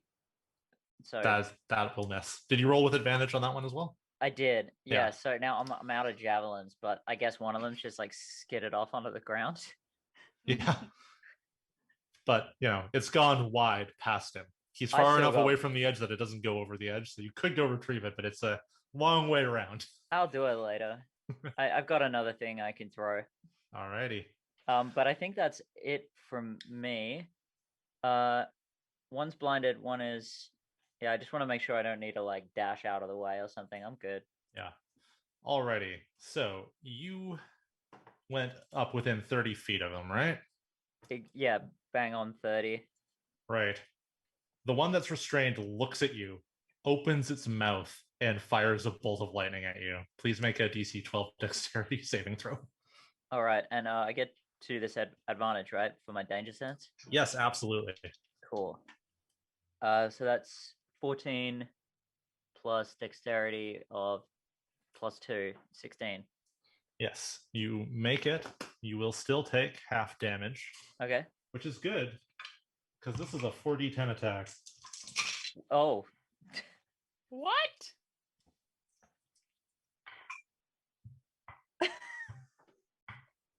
Rude. You take 10 lightning damage. Oh, that's fine. I can take it. Is that, or is there resistance, or is it just 10 flat? I don't know barbarians. I don't know if there's a resistance, but was it just 10 flat for damage? I don't see any resistance. Yeah, let me double check your character sheet. I don't think you are the one that. Yeah, you have resistance to bludgeoning, piercing, and slashing damage while you're raging, which is not what this is. That's not that. Because you're not bear totem, which would give you resistance to basically everything. No, Spirit of the Eagle. Yeah. All right. That is the first bear. The blind bear is going to roll a perception check. Oh, how's that bear doing, though, by the way? Is it bloodied? It is bloodied. Okay. All right. Rolled. And the second one rolled at disadvantage and still rolled pretty well. Yeah. The blind one is able to kind of figure out where Delilah was based on its memory and charges you and will attack you at approaches you and will attack you at disadvantage because it is blind. It is blind. Yeah. So for the first attack, Did Talia's spell not do anything toward that? So nobody stealth. Oh, Like you have yep. to take an action to sneak. Yes, I forgot. Yeah. In a different situation, I would give it to you, but you guys are on a mostly clear, empty space. Mhm. If you were in trees and people had been moving past them, I would have done like a passive stealth or something like that. But All right, come at me. actually, you know what? Because it's blind, especially, roll a stealth check for me, Tori. Okay, I could do that. Bam! I rolled a 15 plus, was it 10? Yeah. So That's yeah. a 25. Okay. So it gets close, but doesn't hit you. Because this thing's blind. At that point, you're gonna get that plus 10 applied to it locating you. To dodge in the move of an electric slide. Just I want absolutely. let it be known. I'm an entertainer. What can I say? Yeah. It is cool. Ursid's turn. He kind of approaches and like tries to keep everybody else between him and the bears. And he's like really freaked out. Ursid. Corny, it is your turn. Okay, so that bear that's in my web is bloodied, so we're at least halfway down with it, hey? Yeah. It's taken 38 points. It's taken 38 points. That is correct. Holy cow. I am going to cast a 3rd level magic missile and launch all 5 darts at it. All right, roll for damage. It's what, a d4 plus 3 for each of those or something like that? It's 1d4 plus 1 times 5. Yeah. 5d4.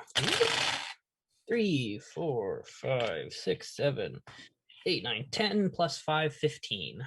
15 damage. All right. Woo. It is on its last legs. And then with my bonus action. I'm so sorry I forgot this. You did take oh wait, no, you made your save. Never mind. Yeah. I took damage. It's for his concentration. Right. Yeah, no, I did make the save. For my bonus action, I will just try to telekinetically push the blind bear that's close to us and just shove it back a couple extra feet to throw it off its game. What is your 15 strength.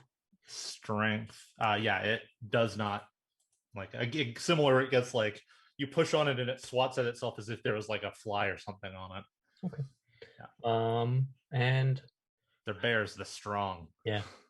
And then there's still like a layer of people between me and them, right? I'm still kind of behind a couple folk.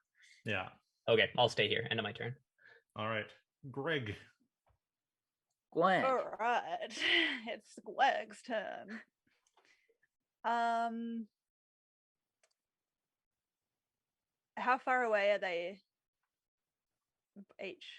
Still the same? Am I still 60 feet from them? Did you move up last time? I can't remember. No, I didn't move. I keep forgetting to move. Yeah. So they are both 60 feet away. Or no, the blind one is much closer. The blind one is like 20 feet away. All right. I think I want to just attack the blind one. All right. With my crossbow. All right. Roll with advantage. All right. So I roll a 20 plus 4. 15 plus 4, so 19. That's a hit. And now damage, D8. Plus 1. 4. 4 damage? Mm-hmm. All right. 4 more damage to the blind bear. Like, haha. The blind bear. I believe you have a second attack, Greg. Oh, yeah. Clerics get extra attack, right? Oh. Trickery, I don't. No, they don't. No. Sorry about that. Never mind. Darn. It's a different version of them. You get that, I guess. Delilah. What would you like to do? Oh, sorry. Greg, do you move or anything at all?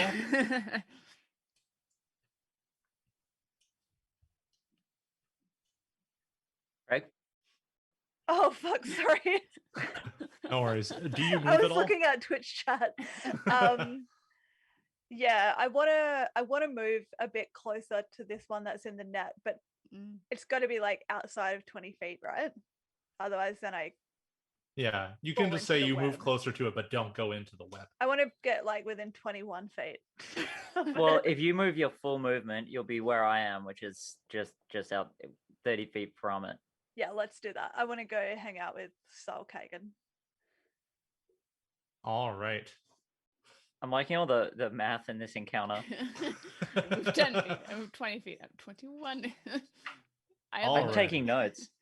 It's I'm important. glad somebody is. I electric slide another foot the other way. Yeah. Okay, Delilah, it is your It is turn. me. You're right Alright. beside a bear who's blind, doesn't I'm seem to know beside a where you bear. are. It's true. Is anybody else around me? I just want to know because the spell I want to cast might hit somebody. Is anyone within 15 feet of me? I think not. I don't I believe really so. want to engage with this bear. Right. Okay. I'm gonna cast Thunder Wave. Okay. So each creature in 15-foot cube originating from me must make a Constitution saving throw, and same thing as Shatter, kind of where I roll 2d8, and then it'll take half the damage if and if it doesn't, it gets knocked pushed. back.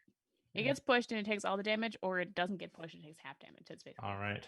make a Constitution save, Mr. Bear Man, Mr. Blind Bear Person Creature thing. Oh, Constitution. It gets 13. ooh, 13 is my DC. Does that mean it So passes? it does pass. Okay, well I rolled 2 8s, which was pretty nice. It still takes 8 at So least. it takes 8 instead of 16. Yeah. So, oh yeah, it doesn't get moved back though. So, oh no, he's disadvantaged. Oh no, that doesn't affect. Wait, does he have to roll twice on it? How does that? So save? it's not a save that Right. requires sight. Right. So he okay. doesn't That automatically. He makes gets sense. to roll as normal. Bummer. I've actually double checked. I was incorrect. They automatically fail anything that involves sight. So there's Oh. no way it can find you. Nice. I'll come up with a way to roll randomly. That's basically. funny. Cool. Nice. That's all I do. I just poof, thunderous things coming out of me. Do you want to move away from it? Since he's blinded, I guess that means he can't take a reaction if I disengage, sort of, right? Yeah, he wouldn't be yeah. able to see you. He wouldn't know. I'm gonna do a little dancey dance and go 10 feet away from him quietly so that he's not hearing me. Yeah, he's not deaf. He's only blind. Yeah, and with your +10 to stealth, you can want easily me to roll? do that. Do you want me to roll that? You don't need to. It would automatically fail anyway. I tiptoe. I do. So it doesn't know. How far away from it are you? From my record. I'm psyching out. Let's say I went 15 feet away. 15 feet away. Perfect. Thank you. All right. Sarl Kagan. Okay, so we've established that when I spoke bear to these bears, they knew what I was saying. Yes. Okay. So would it be reasonable to assume that if I were to try and calm these bears down, I could roll an animal handling check?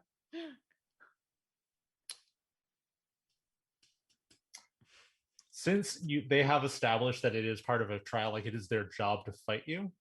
Yes. Unlikely. I can be persuaded not to do my job quite easily. Yeah. Well, that's what I'm saying. Or can I try? I will say you can use animal handling instead of persuasion to try and persuade one of them to stop fighting you. Yeah, the blind one. Yeah. I want to say to it, every one of us is, in the cosmic perspective, precious. We don't want to hurt you as much as you don't want to hurt us. And did you say I can use animal handling as persuasion? Yeah, instead of persuasion. Okay, I'm going to use my natural 20 plus 6 is 26. That's what I thought. Sorry, I just wanted to game the system. Yeah, it can't beat that. It's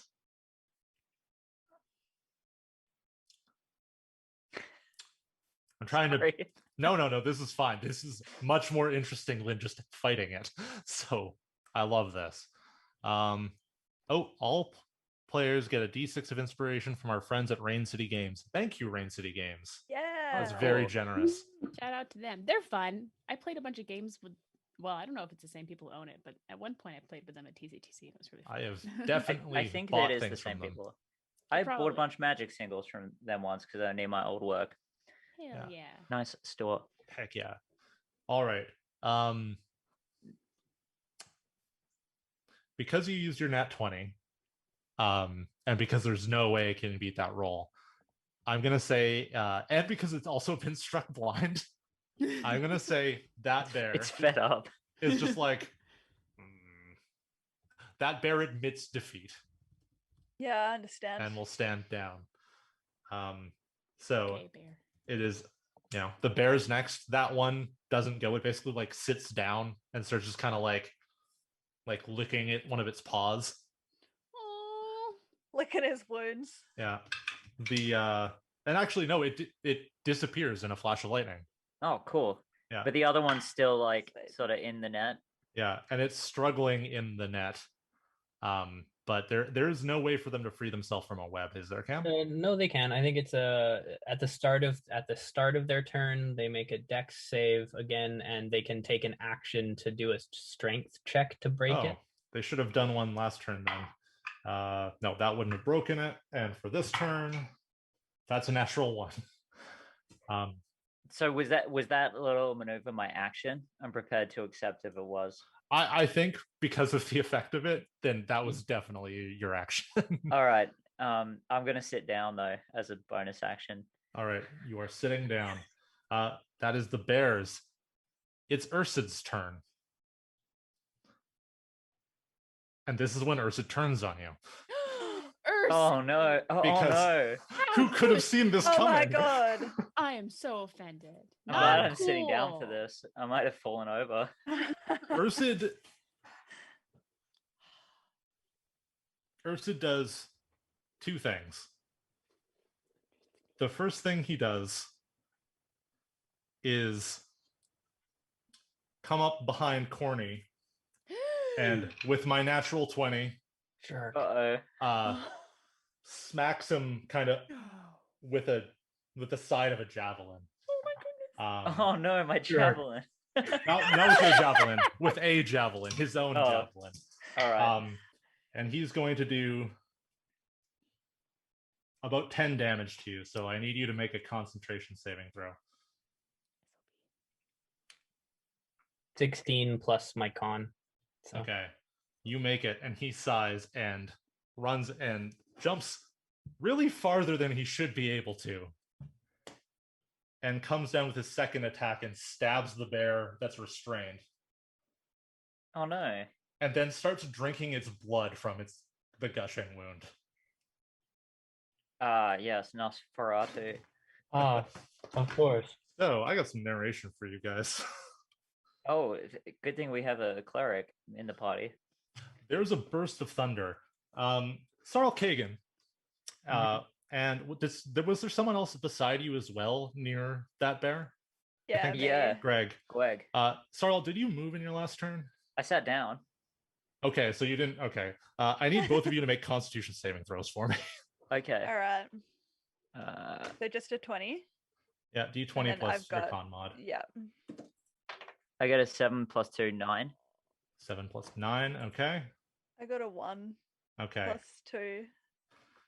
You both fail, sadly. Oh no. Wait. And that will be. You both take 5 thunder damage and are pushed 5 feet back. All right. Gonna say the spell also is going to dissipate some of the web right around it. All right. And Ursid starts, as this lightning and thunder is released from him, starts transforming. Oh my goodness. Jeez. He grows taller and furrier. What? And in his hands, the javelin he was holding gets surrounded in lightning and grows into a big hammer. Cool. If he's a sky bear? Sky bear. He is not the sky bear. Brenda Sky Bear? And he turns around and just like in like a growling, like almost but not quite incomprehensible voice as he's transforming goes, "You fools! I was the heretic!" Oh, dang. We didn't think anybody was. Well, bloody surprise. And he's gonna roll into initiative in his new form. So I think that we got that silver sword for a reason, maybe. Yeah. Aha! Could be. Bear. It's Chekhov's sword. All right. What is his new initiative? Okay, he's going on 13, which I think still puts him pretty low. Does he look like a bear, or is he like a big hairy goblin? He looks like a hybrid bear goblin man. Like a werebear. He is functionally a werebear. Okay. Terrifying. But he also has lightning powers because everything is lightning. Everything is lightning in this adventure. That makes sense. Does he still count as a humanoid? That is a really good question. I will double check on my 2 stat arms, block. 2 legs, right? Or is it Stands up like this. Yeah, distinct? medium humanoid. Okay. So he can talk to dead people? Sorry. All right. It is the top of the initiative. Corny, it is your turn. All right. Well, considering the fact that our goblin turned bear friend is still a humanoid, I am going to cast Hold Person at 2nd level. Okay. So he needs to make a DC 15 Wisdom save. All right. And just to double check, this is a concentration spell, right? Yep. So I dropped the web. Okay. Yeah. Not that much of it remained. I have a 19 on my dice, plus, where were my goblin stats for his wisdom? -1. So he's got 18. 18. I am going to utilize my second use of Chronal Shift, and I'm going to force him to re-roll one more time and take whatever. Absolutely. Got a natural 20 on that one. Damn it. Okay. Sorry. Fair enough. The universe didn't want it. It's fine. That's my action.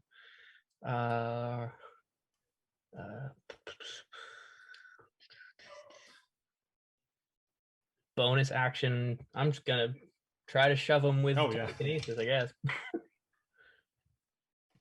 What's the DC on that? 15 strength. Let's see. What is Werebear's strength? He just makes that one. Okay. Well, okay. That's my turn. We are getting into the boss fight. We've got less than an hour left. I want everybody to quickly take stock of the resources they have as far as natural 20s and inspiration die. Been keeping mine in a bowl. Now would be the time to use them, or during this fight. All right. So, Ursud is dead.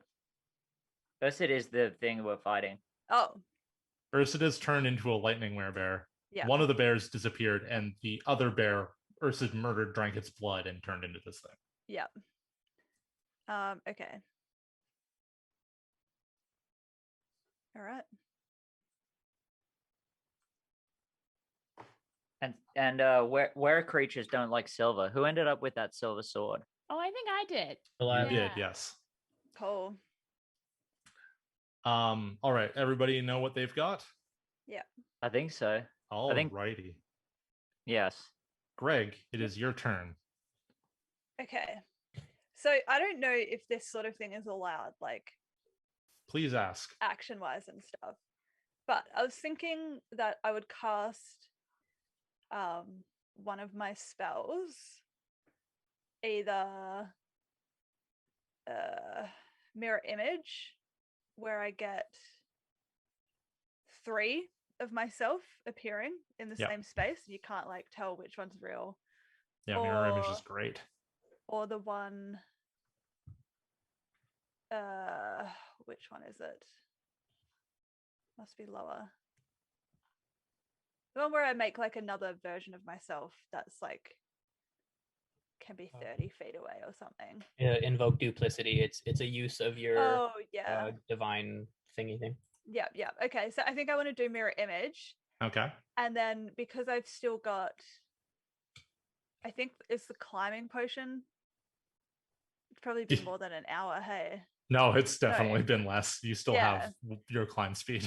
And then I want to run up to Ursud Werebear and try and climb up on top of him, like up to his head, and just start like wailing into him with my mace arm. Real quick, is the net still there? No. Okay. So you can do that. However, he will get a chance to take an opportunity attack against you as you try and enter into his space and climb him. That's okay. I've got 3 of me, so Hopefully he right. attacks the wrong me. Yeah, hopefully. Now, let us see. I Where- just realized my constitution is +5, not +2. Yeah, because you Would don't I have have much in strength, but you have it in constitution, right? Would I have still failed that other one? I'm happy to take it because it wasn't that much damage. Let's just say, for the sake of quickness at this point, that you still failed it, Okay. because we've got All right. I 35 won't minutes bog us left. down anymore. Yeah. All right. It will take a swing at you with its hammer as you approach. All right. It has 20 to hit you. Oh. And please tell me, like, when would be a good time to use my inspiration? Yes, As well. it'll be when you make a roll. Yeah. So okay. I will do my best to remind you every time you do and don't make it. Okay, so he does 11 lightning damage to you and Alright. knocks you up into the air.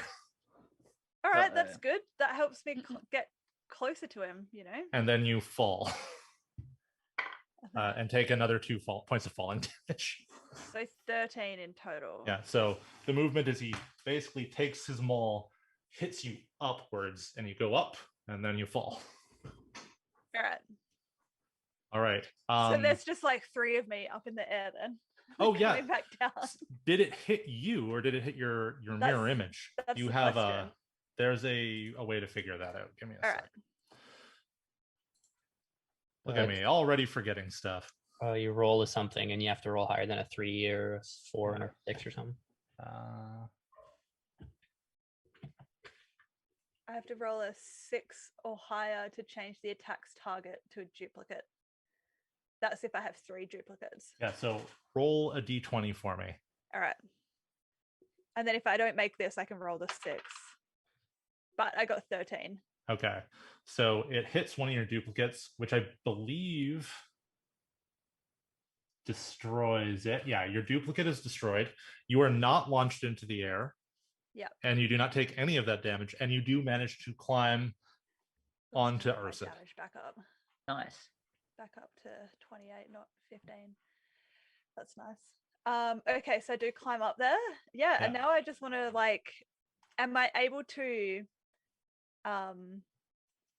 because my kind of plan was to get up onto either his shoulders or on his back so I could try and like slit his throat. Whoa. With my arm mace. Well, your arm mace, for one, is a mace, not a knife. Oh fuck. Oh fudge. Okay. I don't know then. Crossbow right in the dome. I mean, you can still climb him and like have advantage on an attack against him. Yeah. Bonk let's him on just the do egg. that. Yeah. All right. So roll for that now. Yeah. Roll right. your attack with advantage, we'll say. So 17 plus 4, 21. That is a hit. All right. And now, oh, it's with my arm mace, which is the 1d6 plus 1. Yeah. 6, 7. 7 damage. Can you use inspiration on a damage roll? Oh yeah, to make it even more. Normally no, but you know what? Let's do it. All right. 7 plus 6.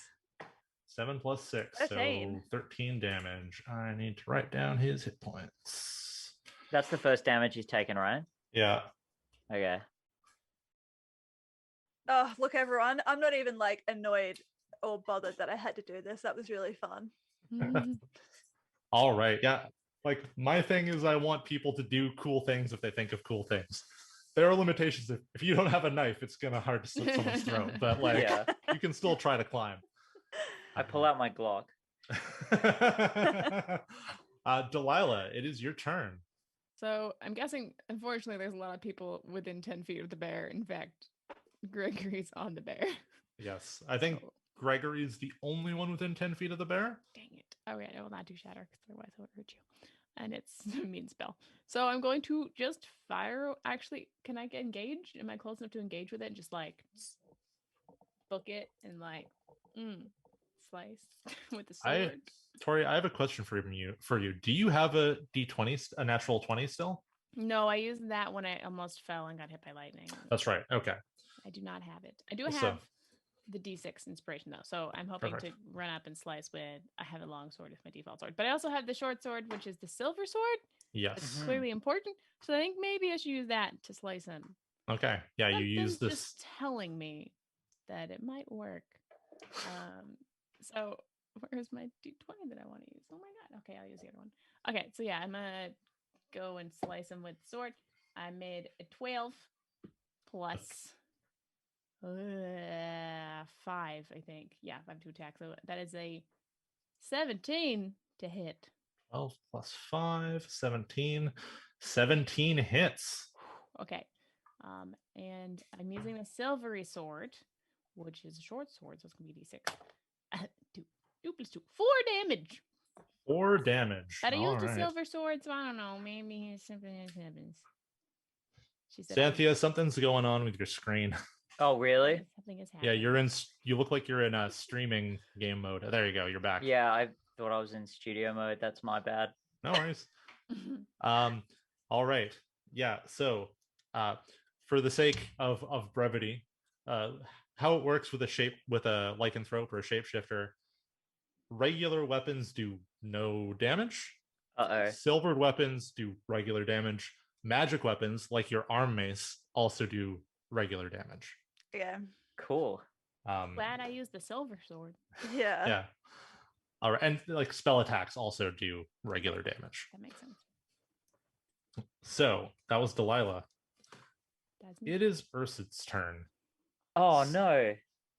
Yes, Ursid managed to sneak between you and the rest of the party. Oh, rude. Ursid. Jeez. So, Ursid is going to give up one of his attacks to instead shake himself and try and fling you loose, Gregory. I need you to make a dexterity saving throw. All right. DC 16. DC 16. Yeah, so What you does need that to beat. mean? You need to meet or beat Oh, 16. 7. 7. 7. Okay. You Damn! are thrown off of Ursid. You land prone. Wow. Luckily for you, there is somebody else standing right in front of him who just hit him with a silver weapon. So he's going to use his attack against Delilah. And roll. A 2 plus. Oh. What's your AC, Delilah? There's no way it's low enough for him to hit. It's like 13 or 14. I think Yeah, it's he 14. doesn't clear 10 anyway. Cool. Or they don't clear 10 rather.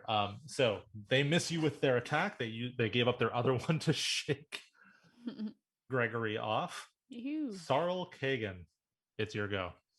Right. How long does rage last? Am I still enraged? So rage ends when you don't take some sort of offensive action. Or Oh, like when I sat down? Yeah, so your rage is over, but I've got 3 of them, so Yeah, can I rage myself again? Yeah, absolutely. Yeah, I think about how I helped that guy climb a chain, and now he's turned into a bear and is attacking my friends as my bonus action. And then I'm going to run in with a reckless attack with my magic stuff and bonk him with it. All right, please roll to hit. And so I roll with advantage for my reckless attack. Yes. So it's a 13, and I get, oh no, that's +2 to damage rolls, but so that's it's +3, so it's 16 is the total. Okay. Well, sorry, what was the total again? 16. Yeah, you hit. And then I'm going to use my inspiration also on my damage roll. Alrighty. So it'll be D6 3 plus D6 inspiration, another 3, so 6. 6 damage. Also, I just want to say, while all of this is happening, I'm like sitting on the ground and my head's spinning around like this, and there's like stars around my head. So from that fall. oh, and that was a +2 to damage rolls with strength melee weapon Oh, attacks. So that's another 2. damage. Yeah. Alrighty. My rage gives me an advantage on strength checks. Is attacking with a strength weapon a strength check? Yes, but Okay. you already had advantage on for the reckless attack. I But guess now I've both got of your another attack rolls. attack. Yeah. And so do I get advantage on this one for my rage? I think your reckless attack actually gives you, on all melee attack rolls using It strength says- this turn. Oh yeah, you're right. Yeah. Okay, so I'll Yeah, do so you get that. advantage. I'll do it again. And it's 15 plus 3, so 18. That's a hit. And then d6 plus 2, 2, so 4. 4 damage. All right. I've lost track already, but that's okay. We'll I just am keep keeping hitting track. until he dies. Yeah. All right. Corny, it is your turn. All right. Is it possible for me to catch? What is the big bad guy's name? Ursid. Ursid. Is it possible for me to cast Fairy Fire and only catch Ursid in the 20-foot cube? Sure. Cool. And I will cast... You know what? He's taller than all of the people around him, so you can catch it above. Sweet. So I will cast Fairy Fire at first level. It's a DC 15 Dexterity save. I got 19 on the dice. Can I use my inspiration to make you go lower? Sure. My D6? Absolutely. Yeah. All right. You rolled a what? Sorry. Let me give you the whole total, not just what was on the dice. That was Constitution or Dex? Dex. So the total was 19. 19. Minus 4. So the total is now 15. Now you still pass. Okay. Okay. And bonus action, I'll just try to shove them in a direction where there aren't people. Got it.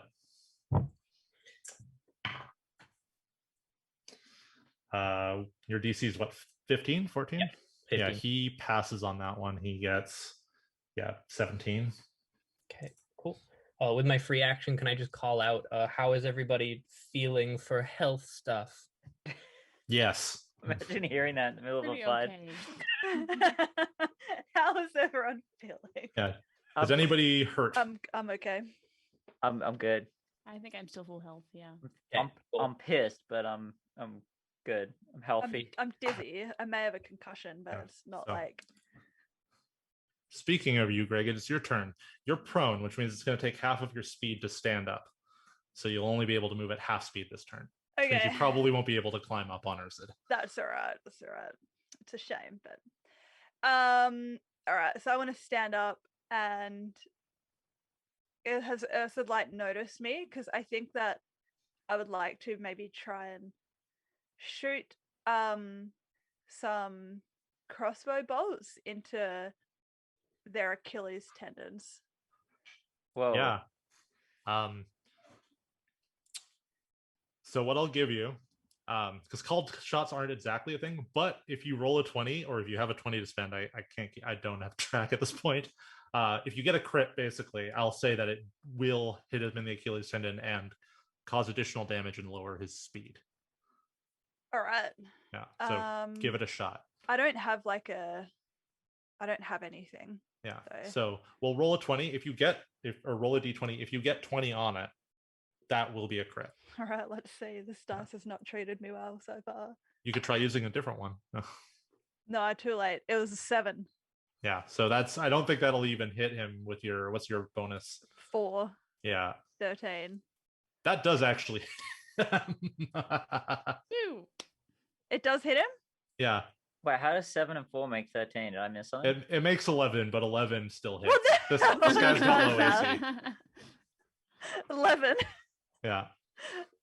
Sorry to say. It's fine because it still hits. So. All right.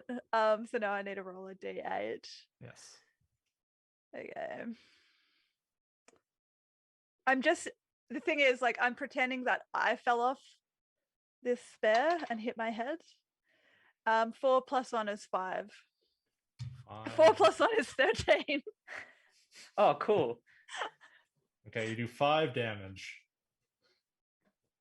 All right. All right. That makes it Delilah's turn. Woo. I am going to slice him with sword again. Alrighty. That's way. Slice him, dice him, put him in a soup. That's not great. That's a 7 plus 4 is 11. That hit does hit, as we've just We just established. discovered what actually hits. So that's Yeah. nice. Cool. Rolling my little dicey dice. Again, not great. A 2 plus a 2 is 4. 4 damage. Yeah. All right. Slowly, a little bit at a time. Gotta wear them down. Yeah. Delilah the Determined. All right. He is not yet bloodied, I can tell you. Ah, this guy. And it is his turn. And he's going to take both of his swings with his hammer against you, Delilah. Rude. Oof. Oh, good, because he gets advantage against me because of my reckless attack. Oh, that's right. I don't know, touch move, Jessy. Well, there's an easy way to deal with this, which is he attacks each of you once. I should have kept my Dang big it. mouth I shut. should have kept your mouth shut. Oh, well, Okay. I probably got more health than you, so it's... I'm still full health, but I'm a bard, so I don't have a lot of health. I have 15 constitution. Well, that's not your health, though, is it? Oh, isn't it? I'm thinking of other games. Never mind. It applies to your health. Yeah, Okay. your health is... Yeah, you've got like 53 hit points. You've got a I lot. do, yeah. Yeah. I've Like got 37 30. currently. Which is good, because he did just hit you with a crit. That's fine. Oh, dang. Yeah, so that is... I feel like if I die, we could still beat him. Yeah. So he's hit you for 14 damage. Okay. He launches you up in the air. But he's going to choose to follow up on this because he's launched you into the air successfully. All right. So he's going to take another swing at you before you fall to the ground. Oh, combo attack. And what's your AC? 14. Yeah, he's got you. All right. Not a crit this time. This time it'll only be 9 lightning damage. But he Okay. sends you hurtling and skidding across the hammer, and you come just up to the edge. I think I might be have some kind of status effect because I'm at 14 out of 53. No status effects like that in this edition. Okay. Yeah. But But I he doesn't somehow apply. broke no bones. Well, no, you might have broken bones, but you're still willing to fight, especially in a rage. You Yeah, ignore that It's not stuff. affecting you. I'm just more pissed now. Yeah. All right. And it's your turn. You are 50 feet away. I'm 50 feet away, Yeah, you And- really got sent skidding through the air and then across the ground. but am I like prone or anything? You are prone as well. Okay, so it takes half my movement to get up. Yeah. I got 20 feet left. So I'm going to run that 20 feet. And then I'm going to, I have something. You have nimble something or other. You can dash, right? I can As dash, a bonus yeah. action. So you And- can make the rest of that movement. You can Yeah, make it back I'm just to going him. to sprint across this platform after getting absolutely desolated. And yeah, just bonk him on the head again with a reckless attack. I'm not going to Alright. learn from my lesson. Wait, is it a whole action to drink? I don't care if I die. Hang on. That's two 18s. I'll pick the one of them, the 18 plus You three, hit. 21. And then D6 plus 2 is 2, so 4. And then I'm Alright. gonna attack again. That's a 19. Come on, Set. so close. 22. D6 plus 4, 4 and 6. 6. Do you get an additional 2 to damage while you're raging? Yeah, that's why I was saying plus 2. Okay. Yeah. Oh, right, yeah, because you don't have a bonus to strength, so that brings him down to... But I don't think I've ever rolled without advantage in this game, which has been pretty neat. Yeah. Yeah, reckless attack is great. It just makes you vulnerable, right? Yeah, but there's no consequences if I die. That's also true. Corny, it is your turn. All right. I will. Let's see.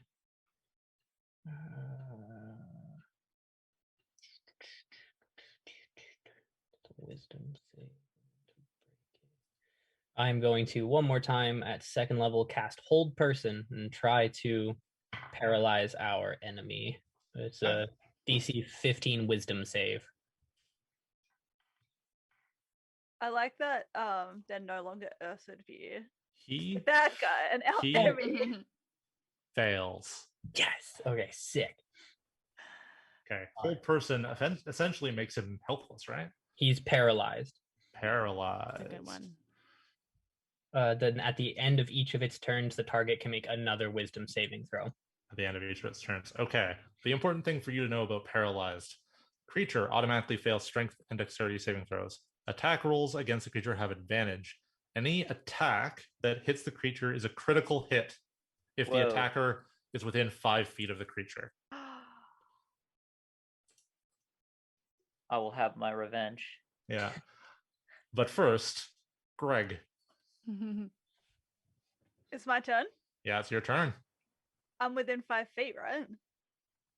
Yeah. And hang on. So what was the critical hit thing? If you hit him, then you do critical damage. Oh yes. All Which right. is you roll double the amount of damage dice. Yep. I'm just having a look at. Also, keep in mind, I think he would probably automatically fail against any things that have dex or strength saving throws. Okay. So, like, I think your Sacred Flame is dex, isn't it? Yep. Yes. All right. So let's do that then. I'm going to cast Sacred Flame. Yeah. He automatically fails. Roll 4d8 because you crit with that attack. And add them all together. Yeah. Ooh. So it's going to be 13. We already know. 4. 12. 20. 5. 25. 25 damage. He's definitely Wowee. bloodied. What is bloodied? Half health? Past health, half health, yes. Okay. I'm like, yeah, put them up. Stick them up. All right. Delilah, it's your turn. Got my little sword. Gonna do a little slicing. You know, All right. I'm gonna see Gonna how get it some goes. bear meat.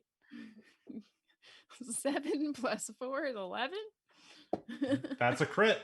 13. That's all I need, baby. Ah, And I roll my little. Oh, that's a full 6 plus 2 is 8 damage. 8 damage. My little silver sword over here. Was that double the damage die? Oh no, I gotta roll another. Right, because it was a crit. Because Yeah. yes, right. That's 5. So that's Another a 5 and a 5. 6, and the 2 plus 2. So yeah, like math. 13. That was 13 total. Yes. Tully, you're right. Yeah. You're a prophet. It all equals 13. All right. So, what save does he need to make to attempt to escape this? Wisdom save, I believe. And is that the beginning or end of his turn? At the end of each of its turns, the target can make another Wisdom saving throw. Oh, unpunished for my reckless attack. I did get a natural 20 to escape. That's And fine. all of the nat ones are gone. So he does escape the hold, but he doesn't get his turn. Okay. So, Sarl Kagan. All right, I think you know what I'm gonna do. Yeah, attack him a It's a bunch. reckless attack. Lady luck. 9 plus 3 is That's a hit. 12. Okay. Oh, but I don't get the crits. Yeah. But I do get plus 2. Yes. 6 plus 2, that's 8. 8. I'm gonna do it again. 16 plus 3 is 19.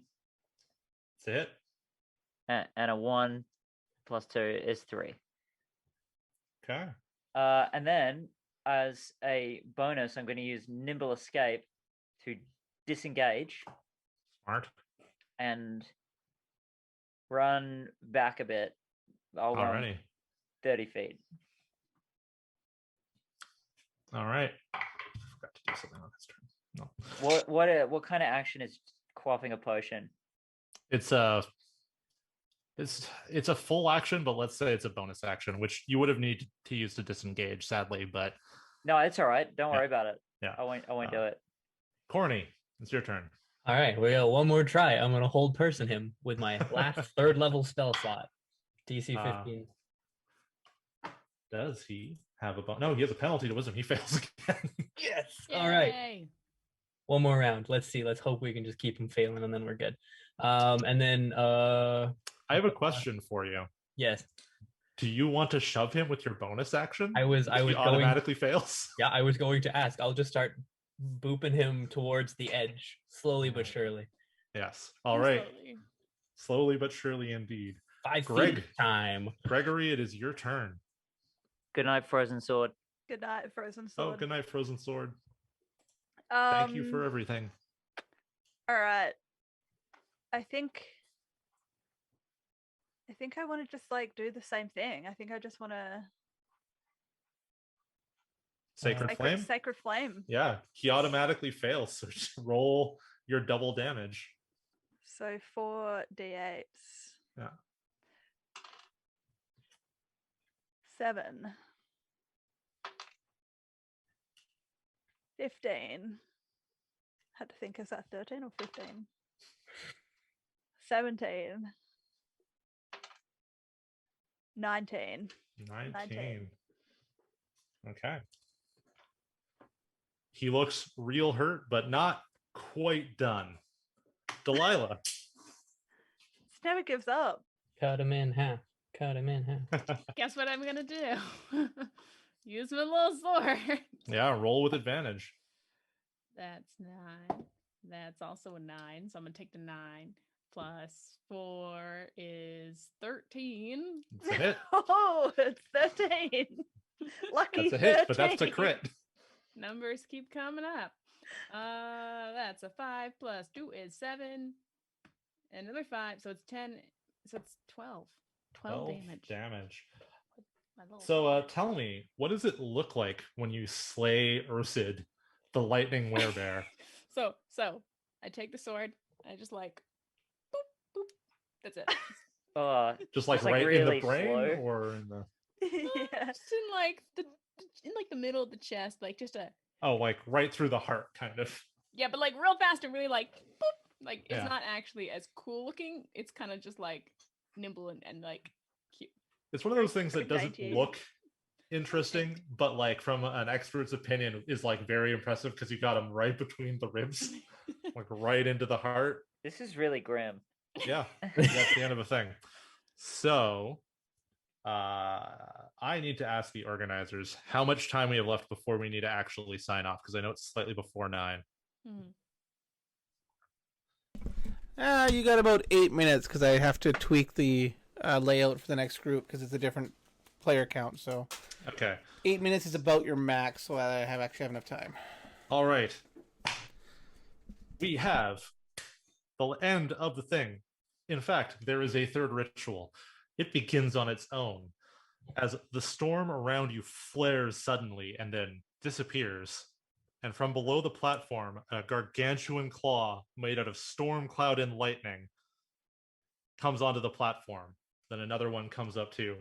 And the sky bear pulls itself up and stares at you, roaring, pushing you back. Then I need everybody just roll me a d20 and we're going to see who gets the highest roll. Can I use my inspiration now? Sure. Oh yeah, I really want to. Yeah, go ahead. 5. 6. 8. 12. 12. I believe that puts you at the highest, Xanthia. First time. You hear in your head the sky bear say, Well, I speak bear, so. oh yeah, the sky bear roars, and through the sounds of storm and thunder, you hear a voice just like pushing you back almost with its intensity. You guys are like getting pushed to near the surface. To prove your worth, tell me a secret. A personal secret. Okay. I'm blanking. Personal secret You can pass it to another player if you would prefer. from Saul Kagan. My real name is Grexnat. The bear nods, and suddenly you guys are standing in the tower's room that you left when this all started, when you climbed down. And looking out the window, the tower is starting to float, slowly rising out of the hole it was in, giving you just enough time to climb down if you'd like. But that's where we're going to leave you. Neat. You have reactivated the tower. We You've did proven it. that you are on the level and you are willing to stand and swear before a devil. Yes. Nice. All right. Yay. Good game. Well played. Go Yeah, team. awesome. Yeah, good job, everybody. I now No Ray. convert to the cult of the Sky Bear because he's real, unlike all the other gods, apparently. I'm still agnostic. Hey, Hey, you literally nothing there. The thing is, it's D&D. There are more gods than you can shake a stick at. True. I feel like revealing a personal secret to a deity is going to have some long-term consequences. They already know. Yeah, true. You probably do. Yeah, there would have been consequences if you tried to lie. Yeah. Alrighty. Nice. So, thank you everybody for watching. Thank you everybody for donating. We really appreciate it. I am Jessy Boros. I co-host DMs of Vancouver, which is a podcast on the Cave Goblin Network. These lovely people are all part of the network as well, and they will all tell you about things they think you should check out. Yeah. Let's start with you, Xanthia. Yeah, you can go to cavegoblins.com. You can find all the links for the network. Or if you like to stay in Twitch, twitch.tv/cavegoblins. Every Monday morning I play Magic from 9:30 onward. Oh, and my links have been on the screen the whole time. Yeah. Cam. My name's Cam. Thanks for the game. It was super fun. Give us a listen. I work on the I Like Your Dress podcast. We are on every platform that podcasts are available, at least, or to most of them, to the best of my knowledge. More or less. Google it. I Like Your Dress podcast. There's a website. There's places to listen to. It's really good. Yeah, it's real good. Seconded. Talia. I'm Talia. I would also just say head to our Discord, which is cavegoblins.com/Discord. And right now I just do party night, and I have plans to start up my podcast again, but over the next couple of weeks I am going to be starting a new stream that is to do with music and me just messing around on a drum kit. Ooh. So join our Discord to hear about that, and come listen to me sing some silly songs and actually learn how to use the MPK Mini. Tori.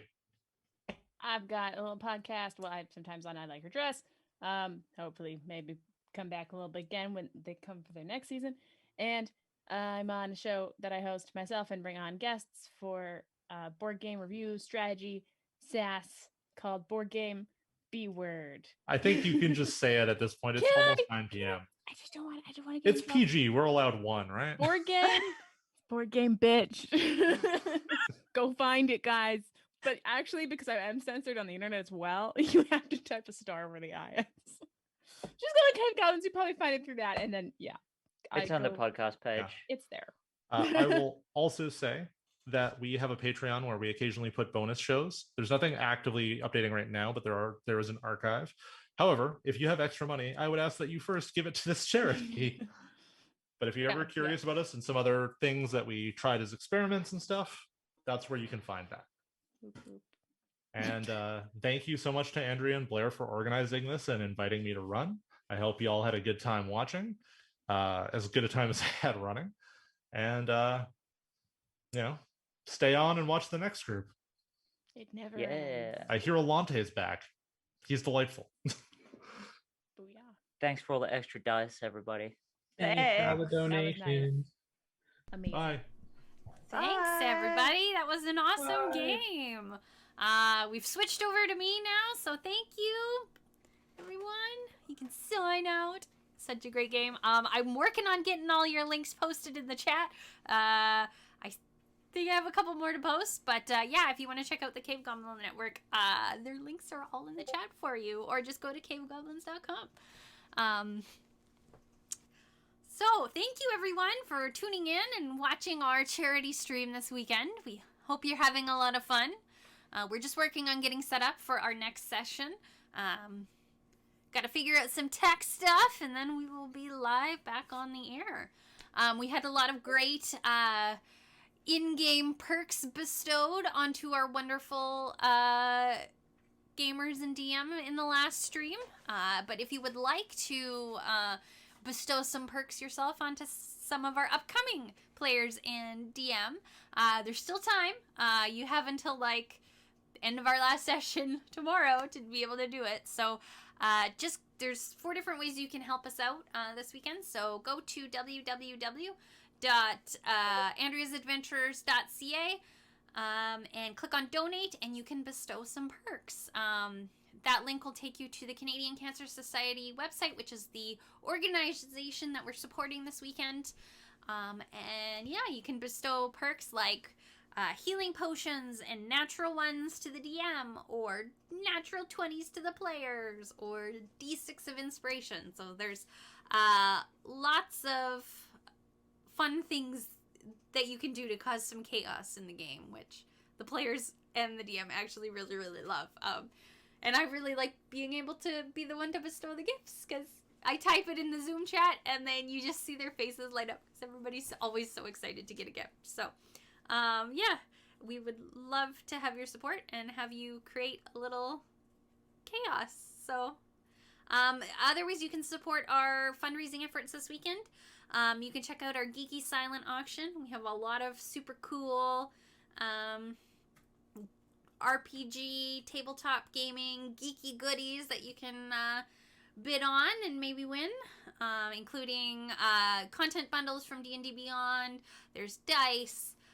There's some of our Andrea's Adventurers team t-shirts, which feature this wonderful logo up here, designed by our friend Christy Connolly. There is the Dungeons and Doggos art set that comes with custom pet portraits, which we've had done of this goober over here and the other goober who sometimes shows up. Yeah, there's lots of cool things, so check out the silent auction. Another way you can jump in is... Oh, I just realized the Dicer stream. Side point. You can go to adventuredice.ca and buy an Andrea's Adventurers dice set. We have 2 sets available. We have 2021 and just a few left of the 2020 sets.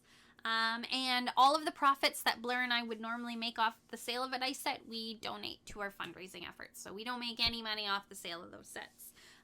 So yeah, you can get a nice set of dice for a good cause. I think I've tucked them away, so I can't show them off. I do have some dice on my table right now, so I will tell you, wonderful streamers, that if you are a monthly Adventure Dice subscriber, you might be getting a sneak peek of Our June dice set, because I've been working on it as we've been watching the stream, so there's that.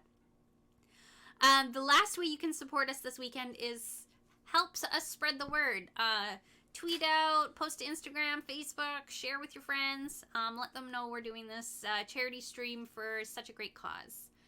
Because unfortunately, cancer touches a lot of us. I myself am a cancer survivor. I was diagnosed 4 years ago.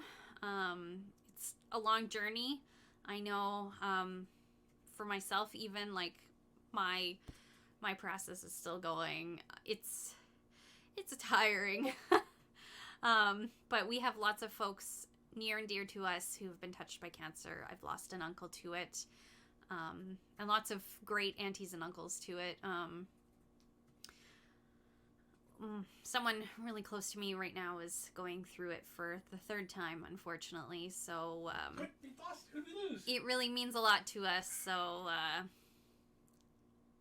yeah, all of your support is...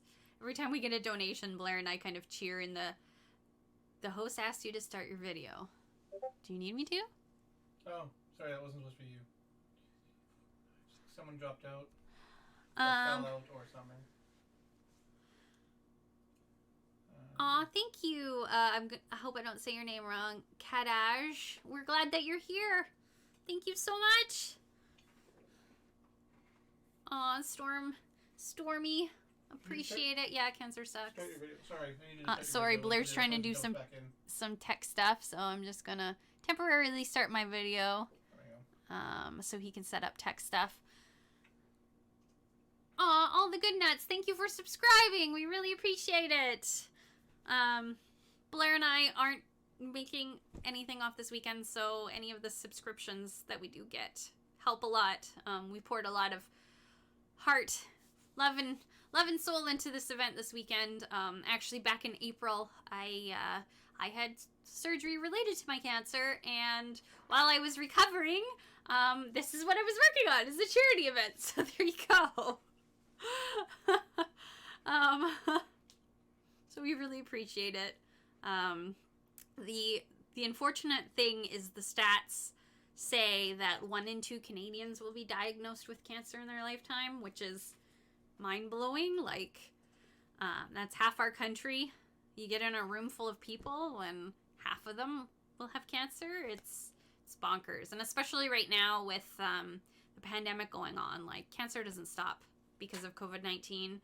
I was fortunate to have such an amazing support group when I was going through like the bulk of the fight. Blair was able to be in the chemo room with me, or my mom came, and it really helped a lot to know that I had my support person there with me, and now they can't do that. So yeah, all your support to the charity, to the Canadian Cancer Society, and for our event this weekend means a lot. Just to help those people who are currently going through the battle.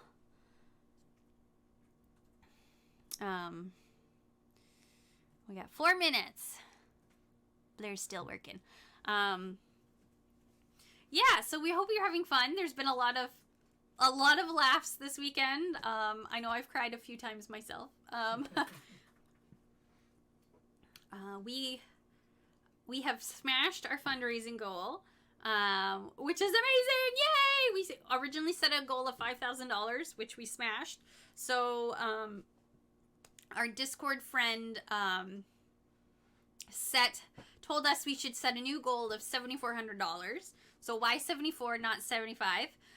It's because when Blair and I started participating in the Relay of for Life, which is where Andrea's Adventurers was originally started from, we in 2018 we raised like $2,300. In 2019 we raised like $36,000, and then last year we only raised like $1,000. So those 3 years combined is $7,400. So Leaf challenged us to bust the previous 3 years, which I'm happy to say between our fundraising site and the silent auction, we have successfully accomplished. So thank you, everybody. We really, really, really appreciate it.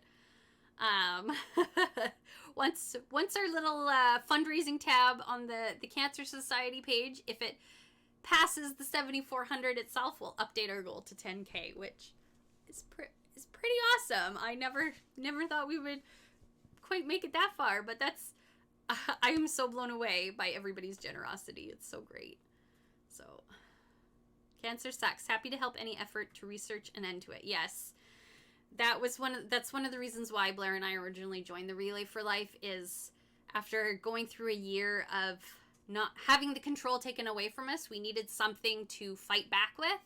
And so doing the fundraising for research and amazing support programs for cancer patients is one of our things.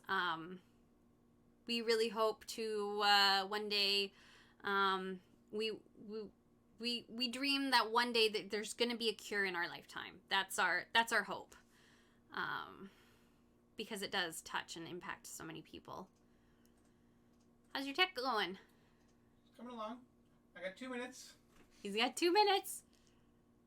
2 minutes for tech.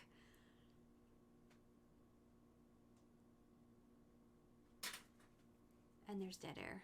Don't like the dead air. What else can we chat about while we wait for the tech? Boop, boop, boop. You'll have to forgive me. I'm pretty tired. It's been a long but rewarding couple days so far. Oh,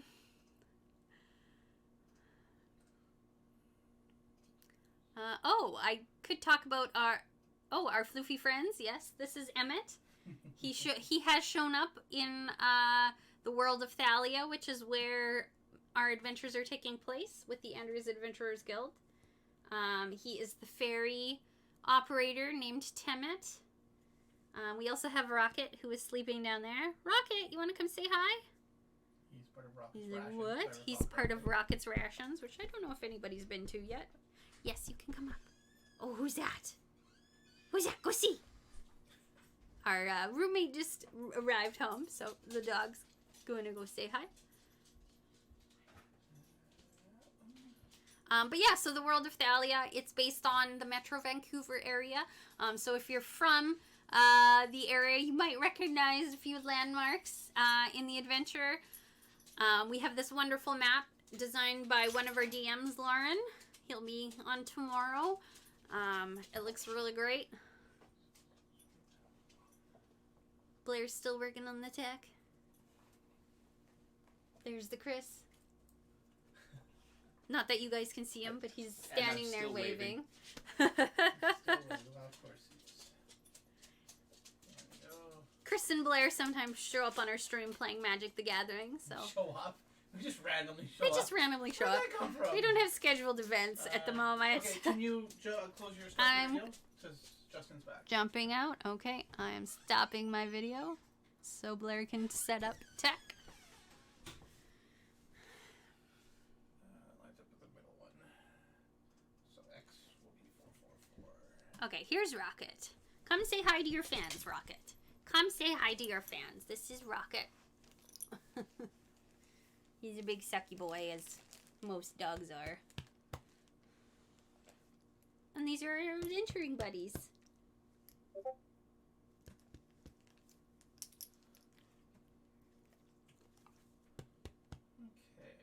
5.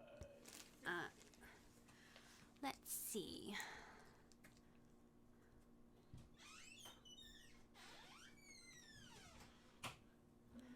Justin says he's having some issues with Zoom. It keeps lagging on him. He can hear and see everybody, but that's it right now. Okay. Well, I don't know what to tell him. I don't know what to say to that. Maybe we can get started, and if he can hear and see everybody, then he'll hear it, and then hopefully, Justin, you can get it sorted out in the meantime. Hopefully. Hopefully. He says he's working on it. Okay, so that's what we'll do. If you can hear what we're saying, and then the DM can just kind of bring you in when you're ready to go.